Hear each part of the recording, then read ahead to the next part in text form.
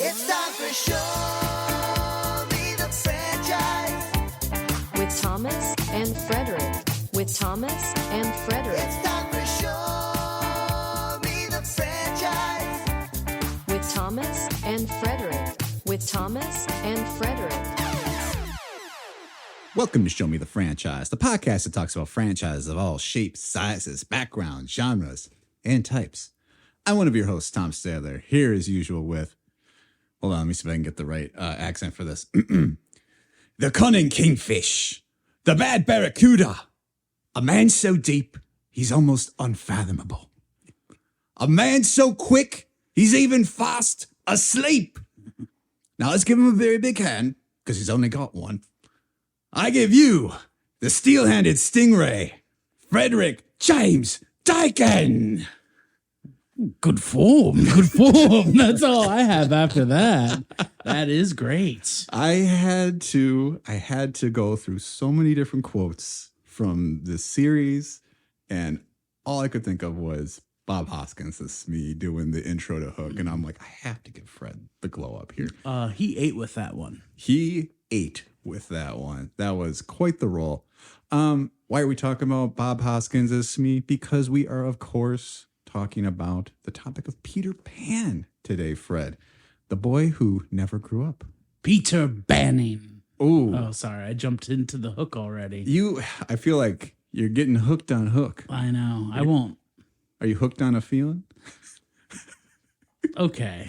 What do you got over there? I don't have anything over there. I don't have any. It's just, I'm just seltzering it up here a little bit. Some sort of John Popper joke. That was the lead singer of Blues Traveler, right? Oh, I don't know about that. Sang Hook. Oh, the Hook brings you back? Yeah. And it brought us back here to do another great episode about Peter Pan. See, I brought it all the way back. You see, yeah, we did. We hooked it. The Hook brings you back. Sprinkled some of that Fred dust on it. Yeah, some of that. Well, I mean, the fact that you are Frederick Jazz Dakin. Frederick what, Dakin? Jace or Jace? I always love that he writes James as Jas on like. Oh, I get you. But our guest is looking very eager to pitch in, and you can obviously talk now. But we'll introduce. Amused is the word. Yeah. Yes. We have a wonderful performer here in the Milwaukee area. Joel Dresang has joined us. Welcome to the show, Joel. Thanks for having me. First time on the pod, and you put Peter Pan, which that hits my heart a little bit, I have to say. I'm amazed. I really am, because I don't think that anybody really knows about Peter Pan except maybe me and my kids. But, so it's I'm glad to know that you've got some history with him. Oh yes, we'll dive into that. I've been holding my cards a little close to my chest here, guys, as we've been gearing up for this episode. Reveal. But no, I mean, Peter Pan was one of my favorite childhood stories. So, and Hook was one of my favorite childhood movies. So, I mean, coming back around to this, I'll talk a little more about that. But good. I'll listen. But yeah. But before we get into any of that, Joel, I guess what is your experience with Peter Pan? I can tell you the exact day when I was 4 years old when I saw Mary Martin as Peter Pan. It was 5 days after my baby sister was born. My mom was in the hospital. Wow. She left me with my Aunt Millie, and Aunt Millie made caramel apples and set up the TV, and I watched on the little black and white TV Mary Martin as Peter Pan, and it just captivated me. And it wasn't so much the musical experience of it. It was more that it was a child-centric story. Mm-hmm. I always had, since then, I've had recurring dreams of flying that I attribute to Peter Pan. Wow. I also have recurring nightmares of crocodiles, which I really have a deathly awful fear of crocodiles and alligators and reptiles. Gators as well. Yes. Yeah. So, it was something that really affected me. When my wife found out she was pregnant with our first child, that Father's Day, I got a VHS cassette of Mary Martin as Peter Pan. Oh, wow. And now my kids have grown up with that story, and they, I think, know more about Peter Pan than I do now. Really? I was bringing we were driving our youngest kid home from college a couple of weeks ago, and I mentioned the opportunity to talk about Pan at this podcast. Yeah. And they pull out this thick volume of a book that had all of J.M. Barrie's writings about Peter Pan in it. Wow. I'm like, dude, really? This is phenomenal. Yeah. And they just kind of had that, or Yeah, like, yeah, wow. yeah. So it's basically like a family like tradition going to Peter Pan. Yes, it is. Wow. So when you said you watched the Mary Martin play, so obviously that was like recorded for NBC. Was that Yes. like the first one that they did? No, so they recorded that. Do you want a little history of that? So Sure. it was actually a stage play in 1954 on Broadway. It won a Tony Award for Mary Martin and also for Cyril Richard, who played Hook. So 1955, NBC said, "Oh, let's put this on TV." So they did a live broadcast. They got 65 million viewers. Wow. There were fewer than 40 million televisions in the country. I mean, that's just a phenomenal number. They did it again in 1956, and they had 60 million more viewers. 1960, they said, okay, let's just tape it and put it on a good tape, and then we can replay it. So they replayed it in 63, 66, I think, 68. Then it was lost, quote unquote, and they found it again, and they restored it and put it up again in 89. Yeah. But it was, and each time it had a huge following. Yeah. I mean, we had the VHS when I was a kid too. Yeah, So I yeah. remember, but I don't know which broadcast that was. I wonder if that was the 1961.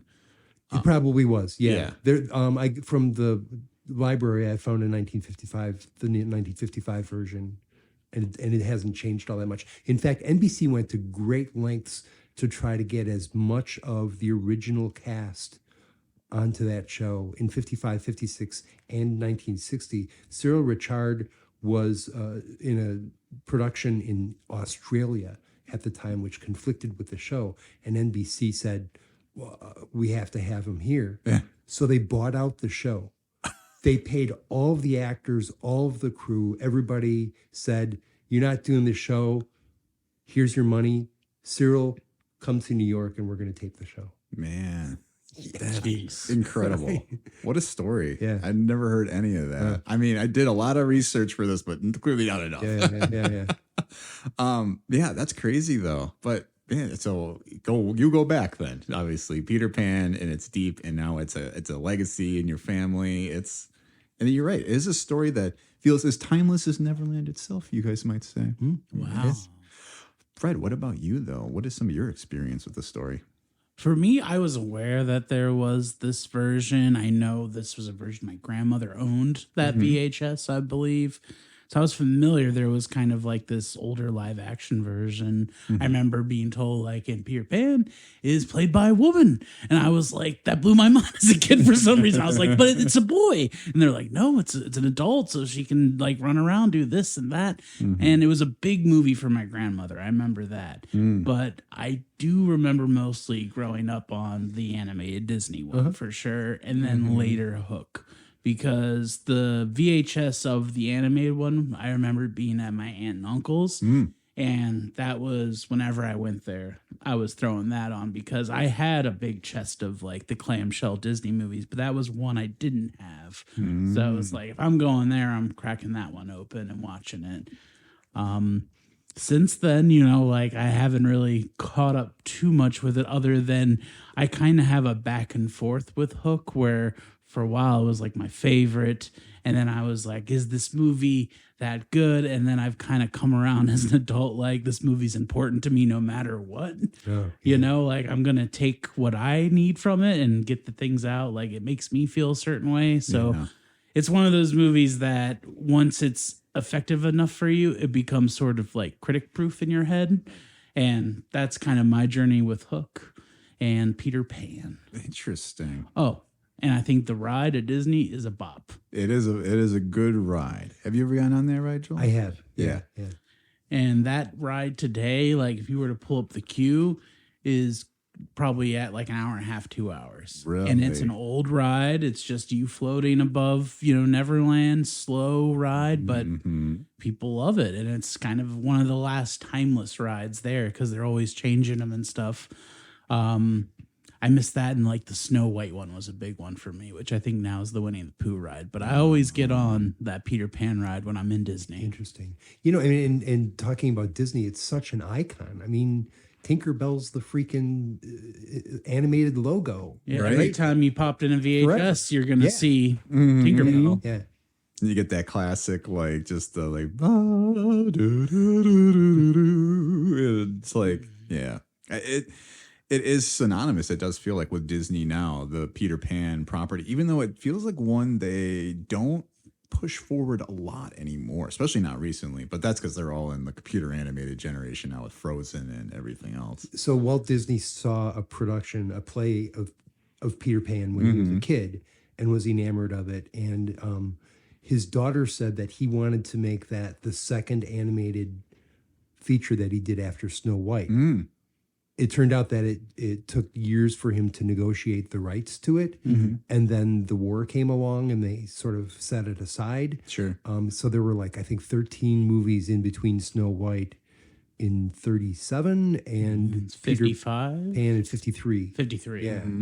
And then there were better animation, you know, techniques and so on available by 53. So Yeah, and predated the actual stage musical, right? And being a musical itself. So there was a stage musical in 1950, and then for some reason that didn't work out so well. And that was And with then with music by 54 Leonard again. Bernstein, right? Oh, Yeah, wow. that's right. You knew that. Yeah. Yeah. And the 54 one was Jerome Robbins, Yes. just before he did West Side Story. Oh, man. Yeah. What timing?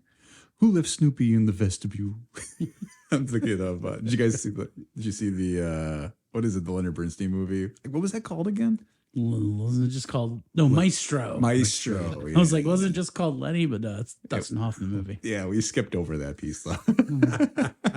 We didn't get his Peter Pan take. I would have taken it. Yeah. Because it's so interesting to hear everybody's like, oh, I was so affected by this as a child. I mean, I think that's how you have to discover it, though, right? Especially like creatives, which we'll talk about, I think, at least later. I mean, you've named at least one or two today of people that just they're kind of almost obsessed and like transfixed, and their work kind of reflects Peter Pan in other ways. Like I'm thinking about Spielberg. I'd even include Michael Jackson. Like these are people who are famous that took these things and like it was important to them. Well, if we are going to talk about it later, we can also talk about J.R.R. Tolkien, Yeah. who was also affected by and was a kind of a contemporary. But wow. so how Peter Pan, Influenced Lord of the Rings. Yes. Oh, man. I never even made that connection, Yeah. but I guess it's there. Because, I mean, my journey is very similar to yours, Fred, in terms of, like, I remember coming across the animated movie as a child. We did have that clamshell, and I like you called it that, for the VHS tape. And I wore that thing out. But I think the first time it really resonated with me was Hook, because I loved Robin Williams, and it was kind of around the same time. I think when that came out in VHS, he was not quite at the Mrs. Doubtfire, probably a year away from that. But, you know, it's like, then that movie would just kind of persevere with me because I was like, I loved all of his other work, and it just, Because you're like 4 or 5 ish. yeah. So I had to double check this with my mom too. I did not see Hook in theaters. I think I was just a smidge too young, but I do remember having the VHS tape and watching the heck out of that, to the point where, and I know this story, it rings in my head as though it were yesterday, of being so like in love with this story, in love with that movie, that I would like dress up like Peter Pan, and I would like take my dad's clothes and put it on, kind of like John does with the hat, right? You know, and like puts his dad's top hat on. But I was dressing up like Peter Pan, like putting on my dad's boots and like these clothes and whatever. And I remember it was in the middle of the night, and I was gonna like run outside, you know, I'd be like, where's your happy thought? I'm gonna fly. And my mom like called me, and she's like, where are you going? Go back to bed. And I'm like, Mom, I'm going to fly. She's like, you can't fly. I was like, why not? And she goes, because you're not an orphan.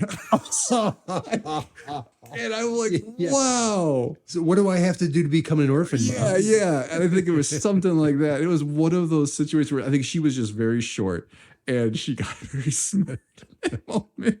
I'm like, oh, that's such a thing to say. I feel bad out of my I mom. think, I mean, you're a parent. There is probably that point because I've been on the other side of this where like I've pushed a parent where they just have to get real with me and like break that facade because especially like little imaginative boys right here, I'm sure. So Yeah, it's like yeah, sometimes yeah. they have to like cut that reality a little bit. Yeah. It was a moment that I was just remember being like in tears, like, I want to be Peter Pan. She's like, you can't. That was her reasoning. She didn't want you to jump off the roof or something. I mean, truly, honestly, I was like, well, I guess she's got a good point. I do have parents, like she being one.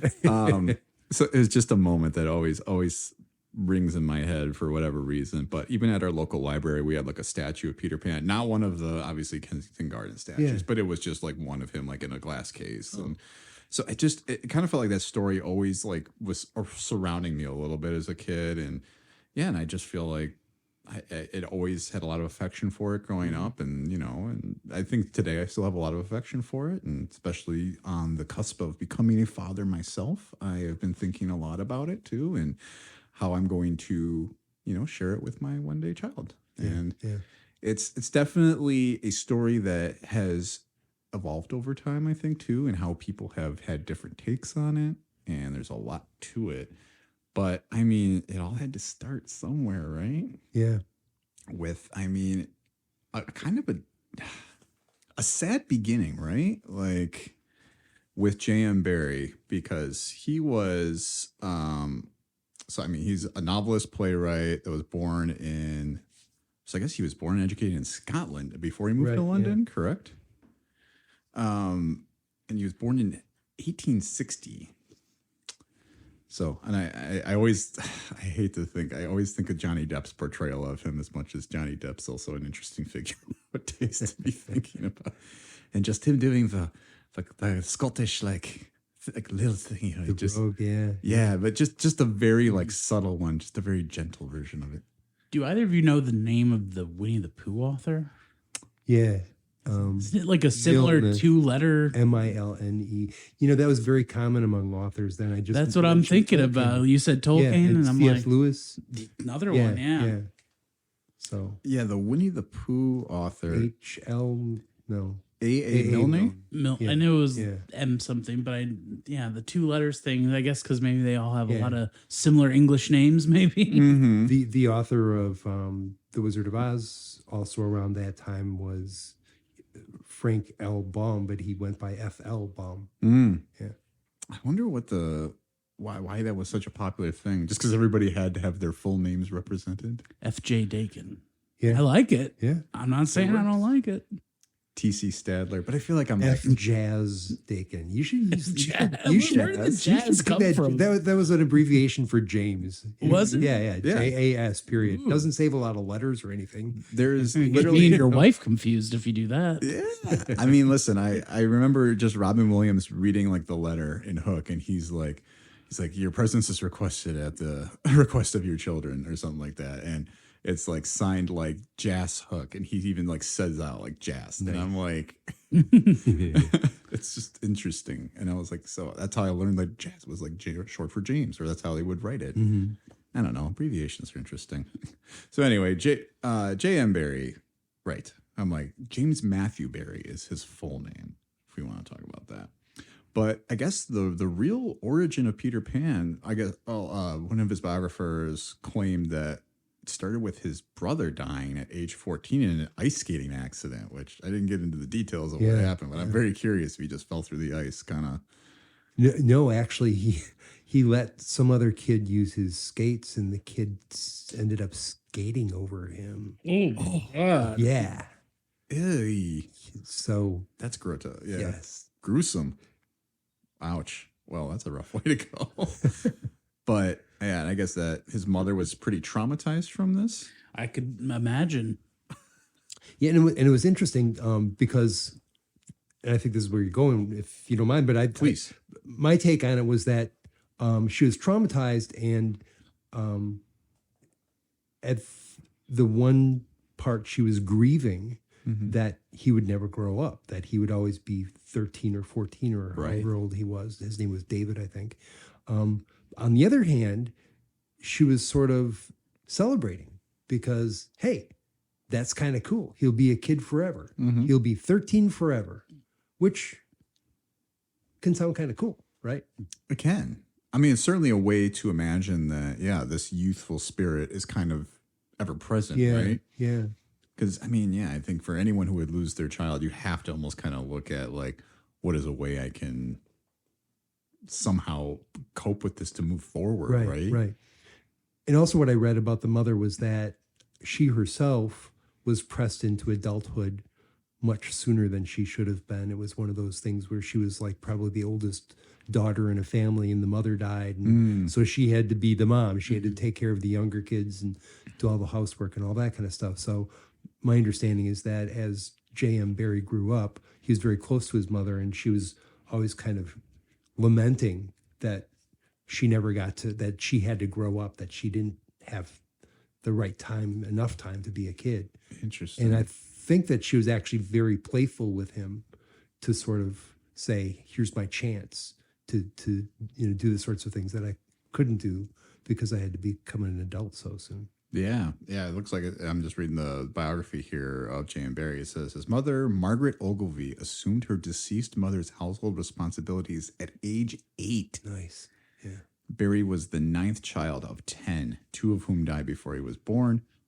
And that's crazy. So by then she's done raising her kids, right? yeah. Because they're all grown up already or whatever. So Yeah. I mean, it sounds like when he was 6 years old was though when he lost his brother David. So this was the 3rd child to die. Yeah, tough times in the 1800s, right? Like Sure. just Does it talk about the dad much in that? I'm just curious about the dynamic because this is also kind of, I'm trying to find the mirroring in the story, but also the people who are inspired by Hook. Because when you describe the mom, it kind of reminded me of the mom of the Fablemans. oh right. Like, so I'm kind of seeing, so like, I'm picturing the dad a similar type as the dad in the story. I don't know. I haven't read much about the dad. He actually, J.M. Barrie actually wrote a biography of his mother, like right after she died. Is that right? Yeah, but I haven't seen much mention of his dad. I think his dad was a grunt, just went to work and probably factory work or whatever, and tried to make a living for the family. Yeah, it said he was a successful weaver. So he was a basket maker, right? Okay. But I guess you imagine probably wasn't home a lot. Probably at this time was a time when it was expected father would be out working. Right. Mother's home with the children, taking care of the house, taking care of all the kids, and probably didn't get a lot of time with his dad, right? And I mean, you kind of see that reflected in Mr. Darling, right? He's a very kind of no nonsense, like children should be expected to grow up one day.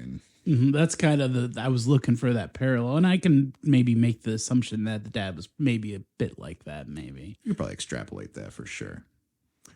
But yeah, so I mean, obviously he had this moment in time already where he was very affected by family and all this. But then it was his relationship with the Llewyn Davies family that really pushed things to, I think, the creative brim of finally kind of realizing Neverland, right? Right.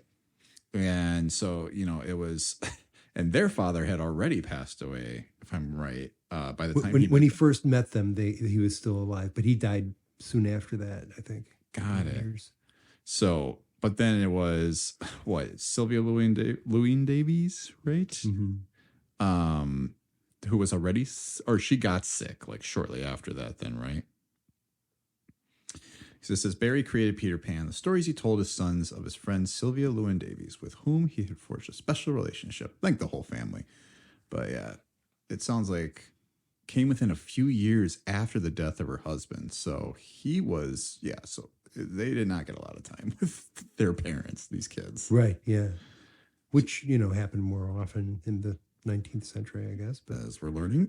yeah.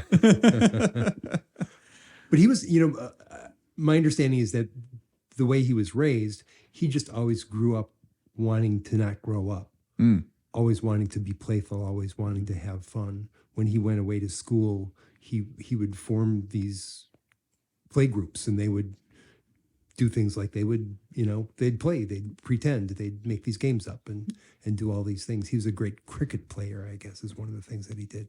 But Interesting. And so when he went to the park and he met the children of this family, he didn't even really meet the mom until like months later, and then realized that was the mom of these kids that he was playing with in the park. And there are some creepy aspects to all. I mean, a grown ass man, who's like, playing, seeking out your kids and playing with them in the park and stuff like that. But so there is that. Yeah, I mean, it's tough, right? I think around this time too, it's like you don't really know, and I would imagine not a lot of biographers spoke a lot to that. I think there's been some like theorization around that, but I don't know there's any concrete evidence that there was like.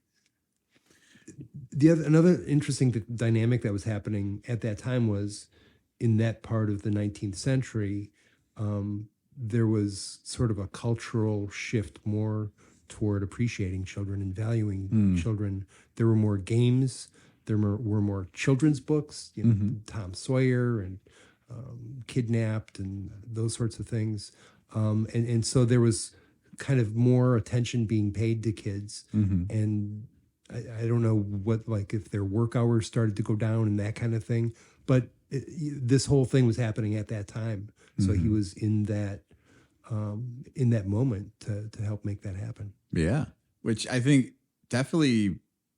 Yeah, I think it all kind of makes sense when you speak to like that, and then you speak to these other situations of just how he came to develop this story, right? And it sounds like, they're playing with like these ideas of like, oh, let's play pirates and let's play, you're like these lost children out here in the park or whatever, and then we've heard about these things called Native Americans across the world, which we'll talk about a little bit. We should probably devote some time to.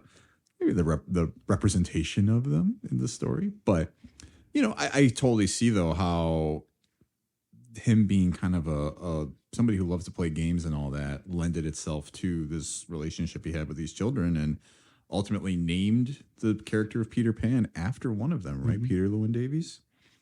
And then also got the name Pan from the Greek god of the woodlands. So there's always kind of this like forestry imagery in Peter Pan, which is something that has always been.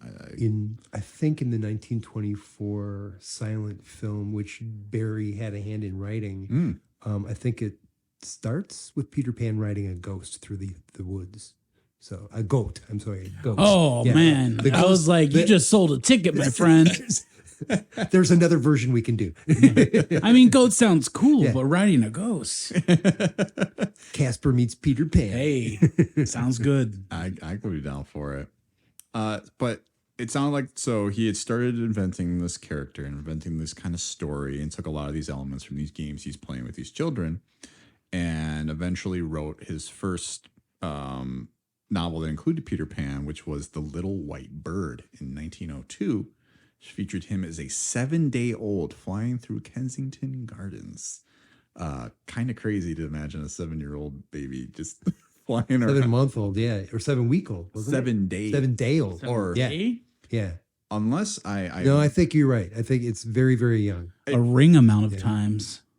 7 days. That's how I measure 7 days. It's not a week. It's an amount of ring time. Yeah. I do think it was 7 days though, because I thought that was so striking to read about. And this is the character of Peter Pan, Yeah, or this just is- a character. He wrote about someone fine. Okay, so This is sort of a precursor to Peter Pan. Yeah. Yep. A magical boy who schemed from being human as an infant. But yeah. No, it was absolutely an infant flying around. And it is the character of Peter Pan. So this is kind of like his origin story, right? It's like, which we'll talk about some origin stories and some attempts at that. But yeah, so that was the first time that we had any form of Peter Pan being mentioned or being depicted as like a flying child, right? So we then get the play that starts to be developed from there. And Joel, obviously, feel free to jump in where you wish to.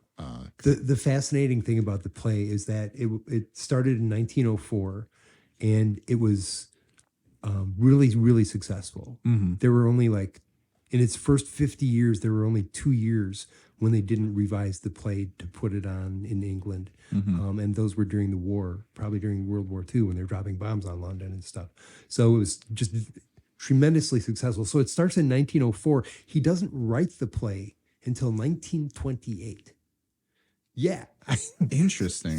So people are saying, you should put these words down. You should write them. And apparently he would go in occasionally and he would catch a rehearsal and he'd say, no, let's do it this way. Let's have Nana do that. Let's have Hook say this. And the actors loved it. I bet. Well, if you're doing it so often, I suppose you'd want to shake it up a little. I was going to say, it's 2 stage performers. I'm sure you guys are all like, But so it's 1904, and then they've got all these plays going on, and then 1924 they have a silent movie. Charlie Chaplin actually talked to him and said, "This is more of a movie than it is a play. You need to make a movie out of this." interesting. But then we also get the novelization in 1911. Right. of- So 7 years after it's been a play, then he writes it as a novel before. But again, not until 28 does he write it as a play. I'm trying to think if there's like a modern day equivalent of like someone who has taken a story and like has like tried to do it in so many different ways and formats like this. I mean, I think the closest thing you would probably get to, I mean, just maybe like the iterations of like comic books and stuff, right? Because it's like, you mentioned Batman earlier, right? Of like, oh, you could play 2 roles. You're Batman, you're Hook, right? Or, you know, non-Shakespearean roles or something. Or James Bond is another UK legacy, right? But you think about how Batman was a comic book, then it was a radio play, and then we did a TV series, and that was sort of like, you know, very cartoony. And I think about that has almost as many interpretations and as iterations as Peter Pan does, but it does feel like though the core of the story is always there in a very similar way. I don't think we have a Batman play yet, or maybe there is. I'd love to see a Batman play or a James Bond play. I mean, I feel like the Batman play would be a lot of excitement, kind of like Spider-Man Turn Off the Dark. Oh my gosh. Yeah, I'm sure there'd be no injuries in that. But I just find that interesting that he keeps putting it in like different formats and playing with it, and like almost in a way where it's not as like, it is precious, obviously the content because that's the thing, but almost like the willingness to put it in all these different ways and having that hand on it in a lot of these different ways is very interesting. I guess sort of a sense of, well, this isn't done yet. Maybe you know, it's not ready for me to write it down yet. Yeah. And I mean, and we're obviously going to talk a lot about all the adaptations because I think that's the magic of this story, right? Is that there is so many different things that we can end up doing with this. I mean, he puts it down into a novel, right? And kind of writes what I guess would be like the canonized text officially, right at that time. Of like, here's the story of like the Darling children that go to Neverland with Peter Pan and teaches them how to fly. They fight Captain Hook. They meet the Lost Boys, et cetera, right? And it's just like, well, what happens in between those journeys? What happens if they sing while they're on these journeys? What happens if we, you know, Hook has a lot of pirates. What if Hook sings? Or like, I'm curious, what is the first adaptation to play with the idea that in Neverland time is like crystallized and doesn't really move forward in a sense, whereas the real world is continuing to move forward. I'm curious when is the first time they start playing with that, because that seems to be the thing a lot of like the sequels and adaptations are really sinking their hooks into is this like, okay, so you go to Neverland, you come back, you're growing up. What happens when that world comes back and you've changed? Right.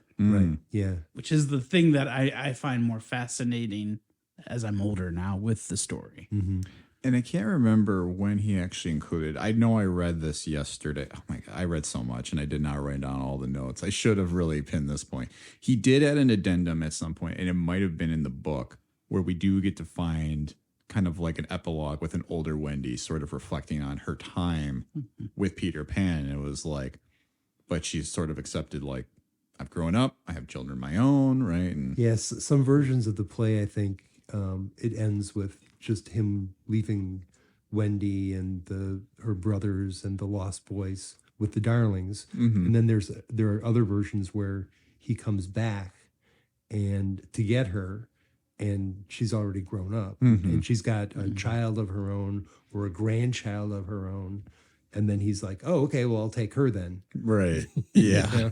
Which there's so many interesting thematic elements, I think, especially in each one of these interpretations and how we've come to have a relationship with Peter Pan. It does kind of feel like you had this original version of the story here too, and I think this is kind of where maybe the original play and like the text and maybe the silent movie got to, of like, or even the Mary Martin version, right? It's like Peter Pan is like kind of right no matter what, and like, oh, you're dumb if you don't agree with what he has to say, right? And it just sort of feels like over the years it's kind of evolved. I'm like, yeah, Peter Pan's kind of a selfish brat, isn't he? Like, Oh, he is such a brat in the Disney one. yeah. And I actually think that's part of the point of it, though, is that, you know, you grow up for a reason. I mean, there are things that you acquire that are good when you grow up, and as a young boy, you don't necessarily pick those up. I mean, bunch of these like boys ages 6 to what, like 12, 13, living in like a cave, just being stinky. Like, they're not going to be nice boys, you know? Like, so it does make sense for the character to be, you know, kind of a selfish jerk in a way. But, you know, I think that's what's interesting about the story is like you can approach like getting older is good, or getting older is like, you can approach it and be like, I think staying a child is interesting, or having that childlike sensibility is something you should like hold on to, or should you just be like, hey, it's important to grow up? I think that's what's interesting with like adaptations, going back to it. Like, you can kind of play with that idea in Right. different ways. You know, and there are aspects of the lore that say that Peter won't tolerate any of the Lost Boys getting older, and he'll kill them, just to make sure that they don't grow up. And It's brutal. it's some of it's really dark, and you get some sense of that in the Peter and Wendy that came out in 2023, right? I mean, that was the version that I think we all watched yesterday separately, but that apparently he and James Hook were very close friends, and James Hook wanted. Can we do spoiler alert? Oh, things? yeah. Okay. Oh, So yeah. and you know and James Hook missed his mom, so Peter banished him, and Hook grows up and comes back, and he's a grown man who misses the fact that he had this friend that he was a best friend with. Yeah.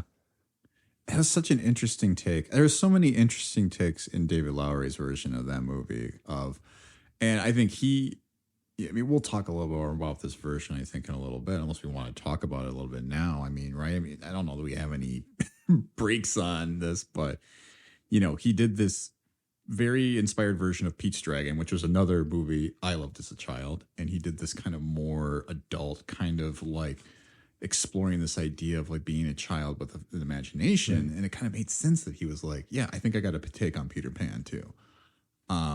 And you get this story where it does kind of like Wendy's sort of the voice of reason a little bit, of like, what's wrong with you?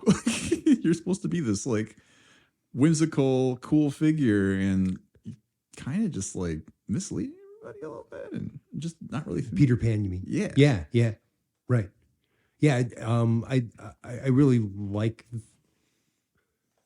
the parts of that version that I like are how empowered Wendy is, how, and she's on the cusp of having to grow up and doesn't really want to, and then has this opportunity to go away and see what it's like not to grow up. And I think she has an enlightenment there to say that, you know, hey, yeah, you know, you gotta, you know, grow up here. Yeah. I do want to call this back to J.M. Barrie's version, though, what is he intent? Do you think this was his intention all along? Of like, do you think he kind of realized Peter Pan was sort of a flawed character? Like, I mean, I'm not saying that's not written in the text. I think he is openly written that Peter Pan is a flawed character, right? But do you think that was the point? Is like, you have to grow up, like, right? Like, you don't get to stay a boy forever. Like, Peter Pan's not right here. Like, I don't know. I don't know what if that was a point. I mean, because it comes out now that you see it and you look back on it.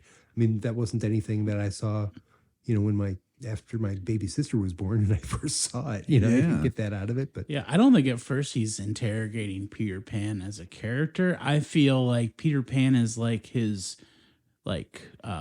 vehicle for the ideas, kind of, and like to be like, we're bringing it back to comic books, like the Superman. And I don't think he's interrogating like necessarily like good or bad choices. He needed a character that represents this not growing up. And what did that mean? I think maybe down the line, it's kind of like, well, who is Peter Pan? Because I feel like anyone who's going back to, I'll use the worst word, IP, reinterrogating. I feel like that's the question is like, who is this character we all love? Like, what makes them tick? So tick. Hey, that one was Cook unintentional. doesn't want to hear none of that. No. I do really like though in the Lowry that the idea is that like the pirates are ex-Lost Boys in general who have grown up. Like, I'm curious, like, was that ever in any of the adaptions that through line that these characters are like grown-up Lost Boys? I don't think so. Was it like? There is that sense, because I thought about that after watching that too. But there, you think of Hook, there's this sense among, and even the Mary Martin version, there's this sense among the other pirates of, yeah, we want somebody to read us stories into some of our pockets. I miss my mom. That is one thing. I spent some time thinking about this the last couple of nights. I told you guys, I'm thinking a lot about this story recently, of just kind of understanding the motivation of all the characters. And I think I'm glad that Lowry I think I'm appreciating that movie more. I talk about it. And because I was like, yeah, it's fine. I think I got a lot of hate because it was like woke pan. Like, like girls who were Lost Boys. And it's like, so what? The DEI version. Yeah, exactly. Yeah. Like, DEI, you're Lost Boys. Yeah, it's like I feel we didn't get that conversation because unfortunately it was like dropped on Disney Plus, like no theatrical run, I don't think. No, I don't think it was either. Right. And I think that was because the other two previous theater release Peter Pan movies didn't do that well. Mm-hmm. In the live action remakes were going downhill. Right. Yeah. But I mean, you think about, you're right though, even in the Mary Martin version, they all kind of like, they're like, well, we want our own Wendy, right? That's why they kidnap her. Right? Sure, right. Or to some, I mean, obviously it's the revenge against Peter Pan. I mean, that's Hook's motivation, right? He's like, you cut off my hand, I'm going to make you pay. Like, and I'm going to make all these guys behind me follow in line, and we're going to all make you suffer. And it's just this like endless crusade. And I do love that so many versions of Captain Hook just show that he's unsteady mentally. Like he's just like, he's kind of, death is always kind of coming for him every time he hears a clock, right. Thinking about that crocodile, right? But that ultimately he's just so like bent on revenge. And it's just, I do love that. My guy is Bill Jukes. I love that pirate, whoever he turns out to be in each version of the story. I think in the play version too, he has a much larger role, right? Like, I remember seeing a high school adaptation of Peter Pan that was not the musical version. Okay, yeah, right. And I remember Bill Jukes having a really randomly large role as one of the pirates. I was like, I thought Smee had more lines. The other one, but anyway. But yeah, I think you break down all the motivations, you break down everything. It does kind of come back though to this idea, right? That Fred said it's the vehicle. That, I mean, essentially he made this based on this relationship he had with these kids who he ended up becoming a guardian of. Although he didn't, I think he unofficially adopted them. He adopted them. There's controversy though, because apparently the letter from their mother asked for their nursemaid and for like some other woman who worked for her to take care of the kids. And James Barrie like transcribed the note and changed one of the names to his, so that it looked like it was her will that he take the kids. Wow. And and he was wealthy and successful, and none of their family complained about that because he could take care of them. So Sure. but yeah, kind of. another interesting aspect. I mean, it is, right? And it's kind of protecting these kids in some way or shape. And then or there was form. tragedy there because one of the kids went off into World War I and got killed. Oh, man. I think the last surviving one took his own life. Ugh. Went away to boarding school or something, and so they didn't. And there was some disease or something that killed a couple of the other ones. But yeah, So, not, I guess they also died young then, or ish. Yes. Probably. Yeah. Which is, I mean, again, the times of the early 1900s. Sure. But, I mean, you have this relationship with it. And then I think there is just some like subtle darkness in the story, though, right? Like, I mean, we talk about Hook, and he's just sort of like a very unsteady person. And then you talk about just like this idea, like, well, you brought it up, he potentially murders lost boys that try to grow up. right. Well, and he kidnaps people out of their, kids out of their houses. Mm-hmm. I mean, that's his intention with the Darling children, Sure. right? Like, yeah. I mean, And all the lost boys. I mean, depending upon the version of the story, he's taking them out of their, or they're falling out of their prams, and he's whisking them away with Tinkerbell off to Neverland. yeah. But I mean, then I think all that gets hidden under all the whimsy, though, of everything else, right? It's like, but they're just fighting pirates and stuff. And it's like, actually, there's kind of some life or death situations going on here. There's a lot of like, I mean, Hook is a child abductor as well, and a child murderer. Sure. I Yeah. mean, so I'm assuming he's killed lost boys. I mean, we kind of established that more in Hook, but it is funny, though, that you get these 1950s versions that are very musical oriented. And so we had like the failed Leonard Bernstein version, and then we get the Mary Martin version. You said Jerome Robbins wrote that with before West Side Story, Yeah. or I guess he directed it, right? Right. Yeah. So I think I had There were a number of writers for the songs and so on. Yeah, the song like music and lyrics were Betty Comden, Adolph Green, and Carolyn Lee. I think some of them had some other like pretty notable credits too. But that version is just, I mean, they're so like, the songs are so fancy, or like kind of like fancy free and stuff. And Hook isn't that dark in there.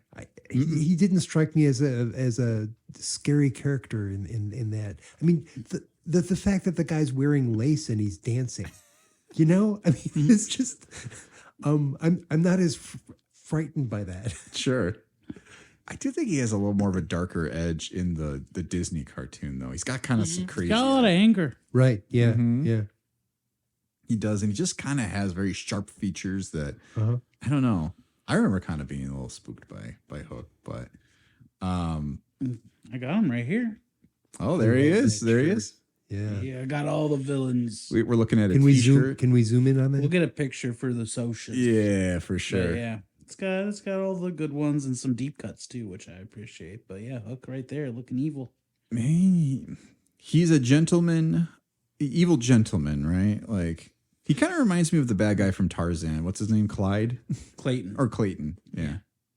Just like somebody who has that like British upbringing, but Right. got a mean streak to him. One of the things that I read, and apparently J.M. Barrie didn't agree with this, but so the play came out around the time when mime theater was very, right? Yeah. Was very, no, is it mime? Pantomime, yeah. Pantomime theater, yeah. And common things that pantomime theater had that he had in his play was there was always a lead boy played by a female.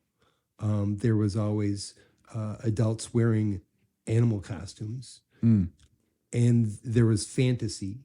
And there was always, and the word I saw was flamboyant, a flamboyant villain. And that so describes Hook, especially in the Mary Martin musical version. Oh, yeah. Of just, yeah, he's just all of the Hooks really are just so dramatic. They are. And I feel like that's a big inspiration for like Disney villains going forth. He might have been the first kind of in that vein, you know? Good point. Because I think everyone else, I'm trying to think prior to that's kind of just dark and scary. Well, like I think he might be the first that has that kind of like slightly suave. Although rewatching the animated is a lot of the anger. You don't get as much like in the Hook movie. You get Right. a lot of like almost like this evil dashing charisma guy. But Yeah. I mean, I'm looking at your shirt right now just to get some inspiration. I mean, the Evil Queen, yeah, she's kind of, but she also kind of has that regalness, I mean, literally about her. Or is it regality? Is that what I'm you know, same with the Cinderella one, just kind of stern. Mm-hmm. But then when you get to like Ursula, you get to Scar, Yeah. like Hades, like that's kind of the vibe. And I think Hook might be the first one that's kind of starting that like deliciously evil. Sure. And maybe like the first portrayal that like proper English folk are villains that we carry into Star Wars, right? You know, so the Hans Conried, the guy who did the voice for the animated Hook, also was Snidely Whiplash. Oh, wow. The Dudley Do-Right cartoons. Yeah, yeah. He's that guy who had that voice. I love his voice. But apparently he physically was the inspiration for Froyo in Hunchback. Oh, Frollo. Oh, Frollo, Yeah. yes.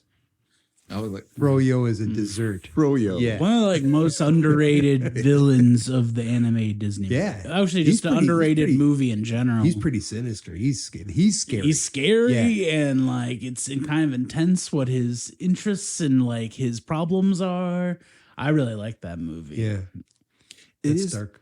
I'm just so fascinated though too because I want to talk about the Disney movie. But yeah, consecutive years, you have two interpretations of Peter Pan with completely original music catalogs for each depiction, right? Yeah. And it's like, okay, this is gonna be a Broadway play, and we're gonna have these songs that we're gonna get Mary Martin, who I think is brilliant as Peter Pan. Like that's in my mind, that is like the Peter Pan depiction. I didn't get it. You didn't like that? I'm not. I wasn't a big Mary Martin fan, but she won a Tony for that award. Oh, yeah. for that show. When they did the 1960 version, she came across the street into the NBC studio from I think the Lynn Fontanne studio theater, where she was performing Sound of Music, and then she got an Oscar for that. I mean, an Emmy, a Tony for that. Oh, really? Yeah, she had like 4 Tonys, I think, for Best Actress. Oh, that makes a lot of sense of her playing. She had to have been playing Yeah, Maria. there. Yeah. Yeah, she was Maria. Yeah.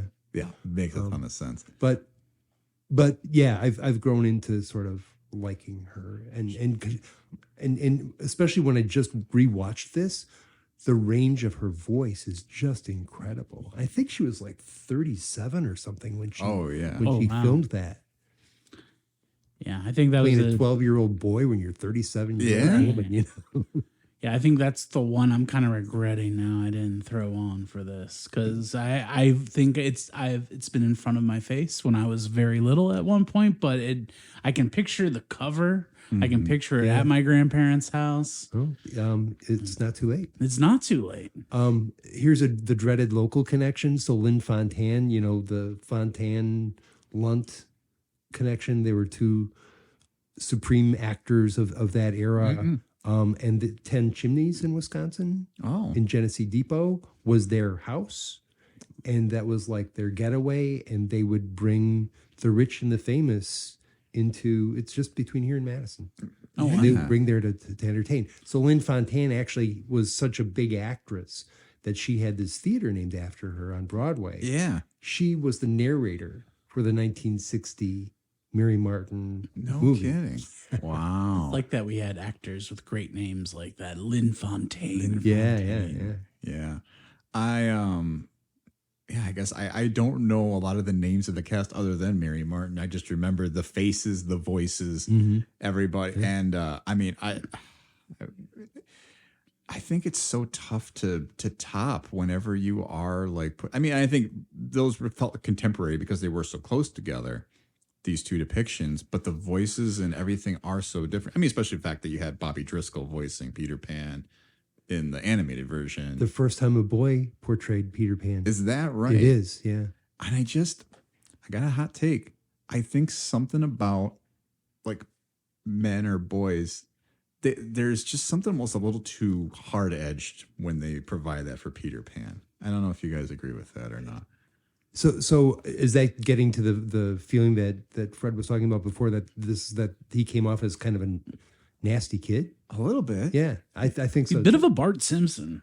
Ooh, kind yeah, of. yeah. Mm-hmm. Which I think was appropriate. I didn't. Yeah. I liked that aspect. No, didn't take me out of it. It was just like in my memory, if I hadn't rewatched this, because it's been like years since I've thrown on Peter Pan, the animated movie. Mm-hmm. I kind of just remembered him as kind of like a charisma machine that like was like, hey, come with me. Everyone likes me. I didn't remember him being so like, and I think it works, like you're saying, like an asshole boy who has a crush on a girl and is treating her like shit.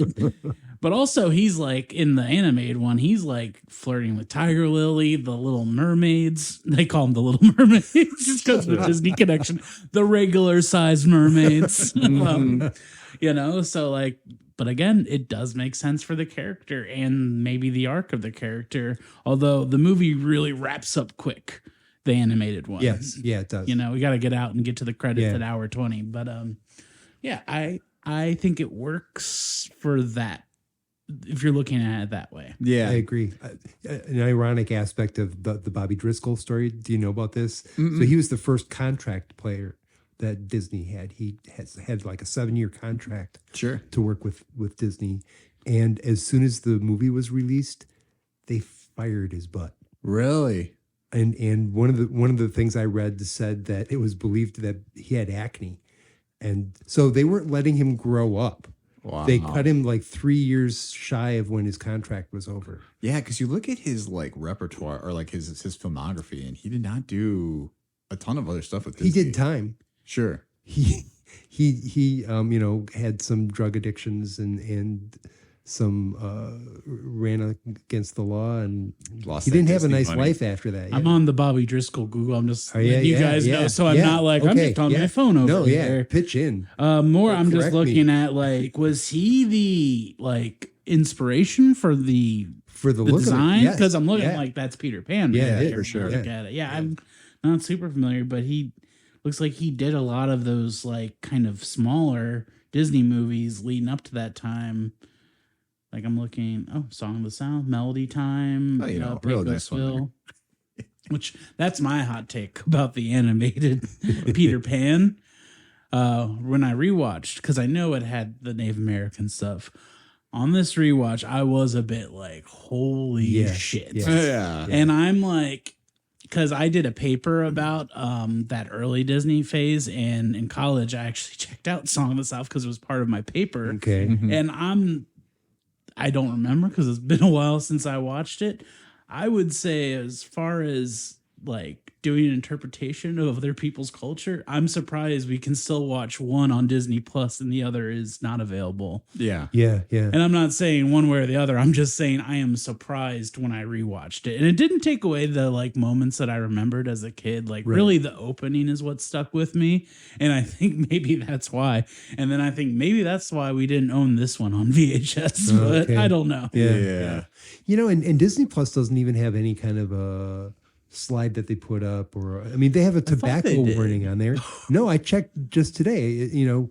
It says we discussed tobacco in this film. They don't say anything about how inappropriate the cultural representation. The song like "What Makes the Red Man Red." Yeah. That is as bad as it gets. That's just like it's like like Al Sharpton and all that, or what is it, the jazz singer? It's a tough hang. It's to the point where I am like, again, I mentioned this, I want to share this story with my child, but I'm also like, I don't think I want to show them the animated Peter Pan anytime soon until they maybe are old enough to understand that you can have that discussion with them. Right. Yeah. Mm-hmm. And going back to J.M. Barrie, there was probably some sort of ignorant fascination with Native Americans. There were so many like paperback novels at that time that were like probably awful, but like because people just had this curiosity and not the actual knowledge, because whatever is being reported over in Right, America. right, yeah, It's not Yeah, accurate to That's what and is that's not actually to say it's happening. okay. It's just No. an explanation. No. of where it comes Yeah. from. But I think it's an important context, right? I think there's a lot about the UK and authors over there and their understanding of American dynamics and politics, and they just don't get it. Like, I even think about, do you guys remember the discourse with like Martin McDonough making 3 billboards outside, what was it, like Ebbing, Missouri. Ebbing, Missouri, and just him trying to make a commentary about racism in America and just kind of missing the point. And just like, because it's like, yeah, you are a person from the UK trying to write a story about the Black experience in America. Like, it's clear you don't quite understand what exactly things are like here. Yeah. And it's just, and I kind of equated that to J.M. Barrie's understanding of Native Americans here. Like, to him, it's a story, right? And it's like, oh yeah, it'd be the same of like him trying to read about like ninjas or something in Japan, right? Or Martians. Or I mean, it's playtime. We're playing with these beings from a dimension we're not familiar with. Right. You know. Because like you even read the novel, which I read years ago, and even the some of the English that they speak, the Native American tribe in there is a pretty rough interpretation of how they would actually talk. And I mean, we just have to say it, right? Like Native American representation has only, I think, recently gotten a lot better in like film and movies and plays and all that. Because I mean, even in the Mary Martin version, you have a lot of white people dressed up as Native Americans wearing feathers and skins. So Yeah, and then like it's interesting the Disney's kind of approach with that, because I feel like they tried with Pocahontas, like, which is better for sure, but it's still like not letting people who have the experience or the cultural history to tell those stories. yeah. That was kind of my shocking moment rewatching the animated one, because I knew it was coming. Yeah. I knew that it was a thing, but I was just like, oh boy. And that was another reason that I liked the Peter Pan and Wendy from 2020. Yeah. How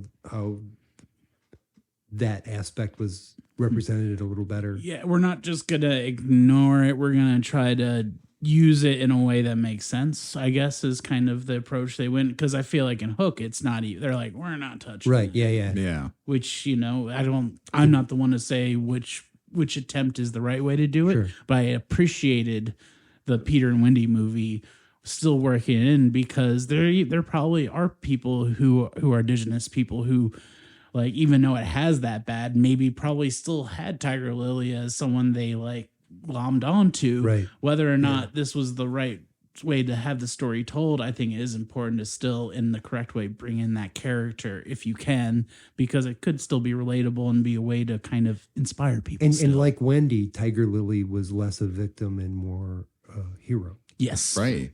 And I think and that's why I really appreciated what the movie did try to do. Because, right, the beat in the story is that Tiger Lily is like being like chained up on Skull Rock, and Peter and the Lost Boys have to go and save her, right? And it's just sort of like, so to have that role kind of flipped, we're like, well, we're gonna have the brothers be the ones that get chained up. I kind of appreciated that it was like, yeah, we're gonna try and let these women, these female characters, take a front seat and try to like drive this train. It was such an interesting take. I did like it. I mean, again, whether that's the right way to go about it, we're not to say, but it certainly was preferred to, like I said, white people wearing feathers and skins and just outright calling them savages and stuff. right. Yeah. And just a lot of the terminology that's used. But again, you look at the 1950s even too. So much that just still had a long way to go at that time. One of my kids said, well, J.M. Barrie could be racist, and so Disney took the opportunity to be racist too. It's like, but we don't really know that, right? It's like, I mean, whether or not his depiction is not correct. Let's just the fiction's not correct. It's whether or not, if you went back in time and explained to him how he'd feel about it, is the question. Because he could be like, I don't like any of that, what you're saying. Right. He may have handled it a totally different way. Might step in and make another revision. Yeah. Right. Or, if you explain to him like, I don't know how he felt about the Irish, but maybe he was, sympathetic to their cause too. Sure, yeah. And just, he's a Scot, right? Yeah. I like that you're just smiling at me. Do you think he would have enjoyed TikTok? Like the app? Yeah. What's your joke? Well, I think it's all right there. All the clues are there for the joke. You made the TikTok joke earlier, or the tick joke, like tick tick. It's the crocodile. Yeah. Yes. He would have loved TikTok. I think he would have loved Time TikTok. marching on. Time marching on, sliding through it. Sure, he wouldn't have had a commentary about AI or anything today either. He's like, what if the movie was in 64 clips? Pretty good, right? Another interpretation that could be done. But yeah, so we obviously get these very famous musical versions that had a big impact on your life, Joel. And then it seems like there's not a lot in between there as far as adaptations go. So 2003, I think, was the first live action release in a theater. So you can't count Hook as a Peter Pan movie because it's not strictly a Peter Pan movie. True. 2003, there was a Peter Pan movie that came out that was really good. That's actually probably my favorite. Oh, yeah? And it has a lot of the newer technology, so you can see the flying more. They feature the flying more. The animation of the shadow, the whole fight with Peter's fight with his shadow, all of that is really cool. And the story is told a little better. I think. The Jason Isaacs is Yes. Hook? Yes. Okay, yeah, that one I did not get to. Yeah. He's definitely got a little Lucius Malfoy going in that, which I think that's the only hang up I have with his portrayal. So this was after Harry Potter, yeah. 2003. So Or it'd be right in the midst of that run. maybe, yeah. So yeah, I think you're right. He's Yeah, in, He's in Chamber, and that's 2002. Yeah, he's definitely channeling though his character Yeah. a little bit He's, there. he's great, and even him playing the dad in that version, Yeah. Oh, they do the Jumanji. was the dad. Or does Jumanji do the Peter Pan? The dad worked at a bank and he's practicing small talk Mm-hmm. because he doesn't know how to do small talk. He's trying to get ahead and take his job seriously. So It's been a few years since I've seen that one, but I do remember liking that one and also being surprised at how much they actually lean into the romantic elements between Peter and yes, Wendy. And that. yes, yeah. it They had did the have big that. Clocks Yeah. Coldplay trailer. Yeah, I remember that was huge. Mm-hmm. Great song. Still a great song. Good song. I was gonna say something about that, and I totally lost it. It might come back though. That's okay. But that is interesting that was the first live action portrayal of that.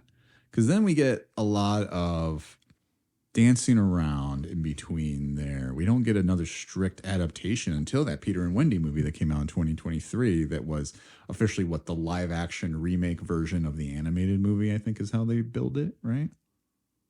Was it? Yeah, I guess so. That was because that was Disney, It Yeah. even listed it, I think, in the credits that it was based on the animated version. and they used some of the music from the 53 Oh, gotcha. movie too. Yeah, Right, like, yeah, you can fly, even though they don't sing it. It did crack me up. I think I kept seeing it because Fred also had put me onto that Pan that was done by our guy who did Atonement. Yeah. What's his name? Joe, right? And his version, and I'm like, 2015, I think that came out. the insistence on including music in this story where you have like so many sources for music, and I was like, they're just gonna skip the you can fly, or anything like that, like Yeah. from Mary Martin, or or even just like da, da, da, da, da. What is that song called? Or the crocodile thing. Never smile at a crocodile. Yeah, never smile at a crocodile. Yeah, we don't need to sing the other one Fred brought up. It's just that movie is wild. That Joe Wright, it's a prequel, and the only time I've seen a prequel done to Pan. Yeah, And did you watch that one? I did.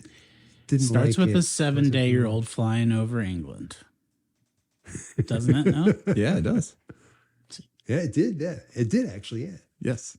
And then it's because it takes place during World War One, right? I think so. Yes. Yeah, which was an interesting place to start it. World War II. Oh, it was World War II. Okay, because I know the animated sequel goes into World War II, and it's Wendy's daughter. Yes.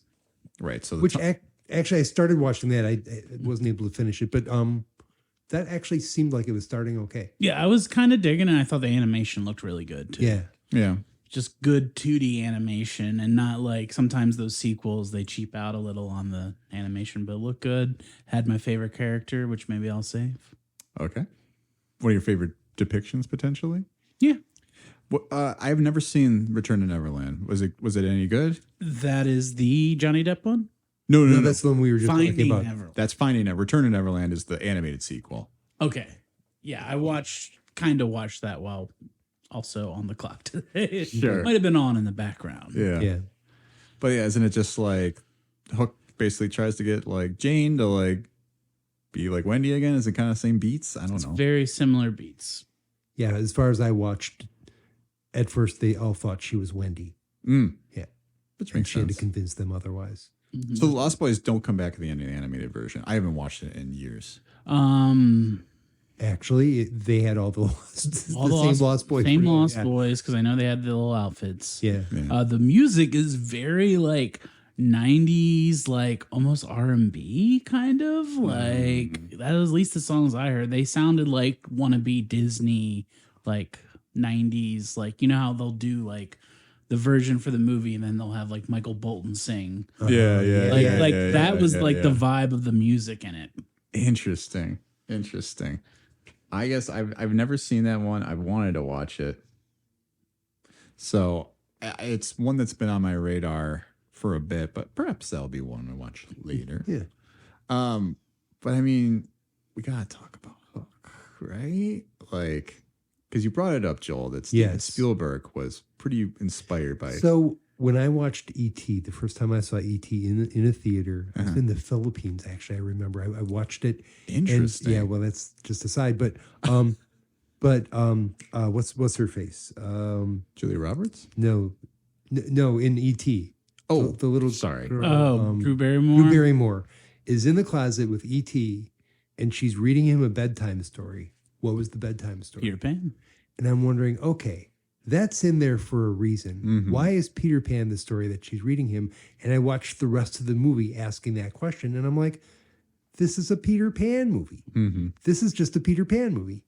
And the fact that Spielberg then went on to do Hook, I'm like, okay, this guy's got to have something about Peter Pan. And I've got this big annotated book of Peter Pan, the 100th anniversary, and in that there's a quote from Spielberg saying, "Yeah, I'm a Peter Pan fan," and in fact, he oversaw a lot of the movie. He liked the beginning and the end. He didn't like the Neverland stuff. Apparently, he thought it was too stylized. It was too overdone.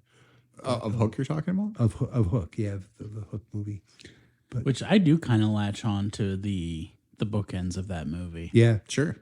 I like the stern Robin Williams dad in The Turn. And a lot of people didn't like that because they're like, I'm going to watch Robin Williams. I want fun Robin Williams. And I kind of like that. Like, it takes a while. and you need to see that transformation too, right? Yeah. yeah. But I think that's, and I mean, the real juice for me is when he gets all his memories back. And it's like, that's when it all starts to really click into place. But like, I think up until that point, that was a movie for Fred and I where we're little boys wanting to be on skateboard ramps and stuff. Yeah, Yeah, no. It the was ramps were for us. Yep. so 90s to be like them, like skateboarding and like paintball fighting and all that Just the stuff. fashions they wore and stuff. Oh Yeah, gosh, yeah, they yeah. look like the coolest kids. Rufio's hair. Hell yeah. Yeah. But I think what I love about the themes of Peter Pan or of Hook is that it builds so well off Peter Pan. Like, I can't speak to Return to Neverland, so obviously if there's more there, you guys feel free to bring that into it. But I think it asks such an interesting question. What would happen if this little boy actually grew up, right? This boy who's never supposed to grow up. What if he did? And I think Robin Williams brings the right kind of hard edge that I kind of mentioned is like, it's almost tough when a guy plays Peter Pan because he's not as warm and fuzzy. And I think that's what I like about the Mary Martin is like, it's like still warm, but sassy, and just the right amount of sass and kind of like a little less noise there. Like, right. It's just sort of like acting like a dad or something like that. But you can kind of tell it's playful, where I feel like sometimes guys bring like that, just too much that dad energy. And you do get bummed out when you understand why the Lost Boys are like, who is this guy? This like lawyer. And of course he's a lawyer. But Robin Williams brought the right kind of like he always brings that like little like playful energy into even just his sarcasm and stuff. Right. Yeah, it's like Peter Pan and Pinocchio. I feel the two big ones for Spielberg. When did he do Pinocchio? He didn't do Pinocchio. Well, he didn't do Pinocchio, but in Close Encounters, there's When You Wish Upon a Star is worked into the score. That's right. And then AI is very influenced by Pinocchio. Oh, it's kind of like a puppet coming to life. Sure. Yes, and he goes to like a Pleasure Island sort of vibe, sort of similar to a Neverland. Yeah. Except you can, smoke cigars and drink beer. Yeah. Play pool. Yeah. Yeah, hell yeah. And be awesome. Yeah. But yeah, in Hook, I do feel like I just love these elements, though, of like it is forcing Peter Pan, the character, to finally reckon with adulthood to the point where it's like, but it's true to him. He forgets like everything that he's ever like known when he was a kid, right? And he's just like, this is who I am now. And it's also, I mean, it's a movie for you and Fred when you were kids, but it's a movie for guys like me who are grown up and can watch that and remember Mary Martin. Sure. And remember that, oh yeah, the point is to be playful, is to always have that. There's a line that's used in a couple of the movies. The one that we always remember is, to die would be an awfully great adventure. But there's also the line, and I think the 2023 version, Peter Pan and Wendy, ends with the line, to live would be an awfully great adventure. And that's kind of what it is. It's realizing that, yeah, time marches on, and that's inevitable, and you can't really get away from that because you're not going to be Peter Pan. Yeah. But there's that playfulness of not wanting to grow up that you can retain to some degree. And that's, I think, a balance that we see Robin Williams reach at the end of Hook. And I think it was even Frank Sinatra who said it the best. He said, "That's life." There ain't no denying. There is no denying it. And I mean, that is life, though, right? And I think that's where I do like that Hook kind of understands the bigger themes, I think, about what Peter Pan was scratching the surface on. Of like, you can grow up and you do have to face adulthood, but you should still always kind of like appreciate your childhood and like the imagination. And like, if you have kids, like, be with them, play with them. And to embrace that and to allow them to be kids. Yeah. Right. Yeah. And now don't force them to grow up. Let them be kids, but then when they're adults, help them get to that place. Right. Yeah. And it's, I don't know. I think Robin Williams was in so many ways a right choice for that because he can place both sides of that ball very well of being the stern adult. And then he realizes Hook's the booger bully though. Yeah. And he's like, oh yeah, you're the guy I never wanted to be. And I love Dustin Hoffman. Oh yeah. Listen, he might come up. I mean, but that might. I know you talk about the Hook portrayals. I kind of want when we get to power rankings. Okay. I have my list here. We're not quite there yet. Okay, but please get ready. Yeah, we need to almost do a Hook centric ranking or maybe portrayals. You're trying to mess up my list? I'm not trying to do anything. You get 3. Okay, well, we'll give Joel a special shout out. I haven't ranked mine. I just have a That's list. fine. I have mine pretty loose as well, but I have a 3 locked in. Yeah, but I will say, I mean, and again, I'm not to speak more about like, oh, one day I'm going to be a dad, but no, we love it. The moment in Hook that always got me, even when I was younger, and it was actually the moment I realized I wanted to one day be a dad, is seeing him have that memory of having his son in the delivery room. What's your happy thought? Yep. And I was like, damn, that would be really cool to be a dad one day. Like, then just seeing how happy he is. And I was like, oh shit, I get to have that now. So I think I'm going to be thinking about that moment in the next 3 months. And it's going to be kind of cool. So, yeah, I love the end of that movie. I love Gwyneth Paltrow getting a little solid outing as Wendy. I love a little peep of the GP. Yeah. That movie is stacked, cast Maggie Smith. Mm-hmm. Where it's so interesting, they age her up and she looks just how she looks in Harry Potter. I think she was 57 or something. Oh, right. Yeah. It's just funny that the makeup is really good and not a lot of people talk about it. It's kind of like the Exorcist makeup on what's his name?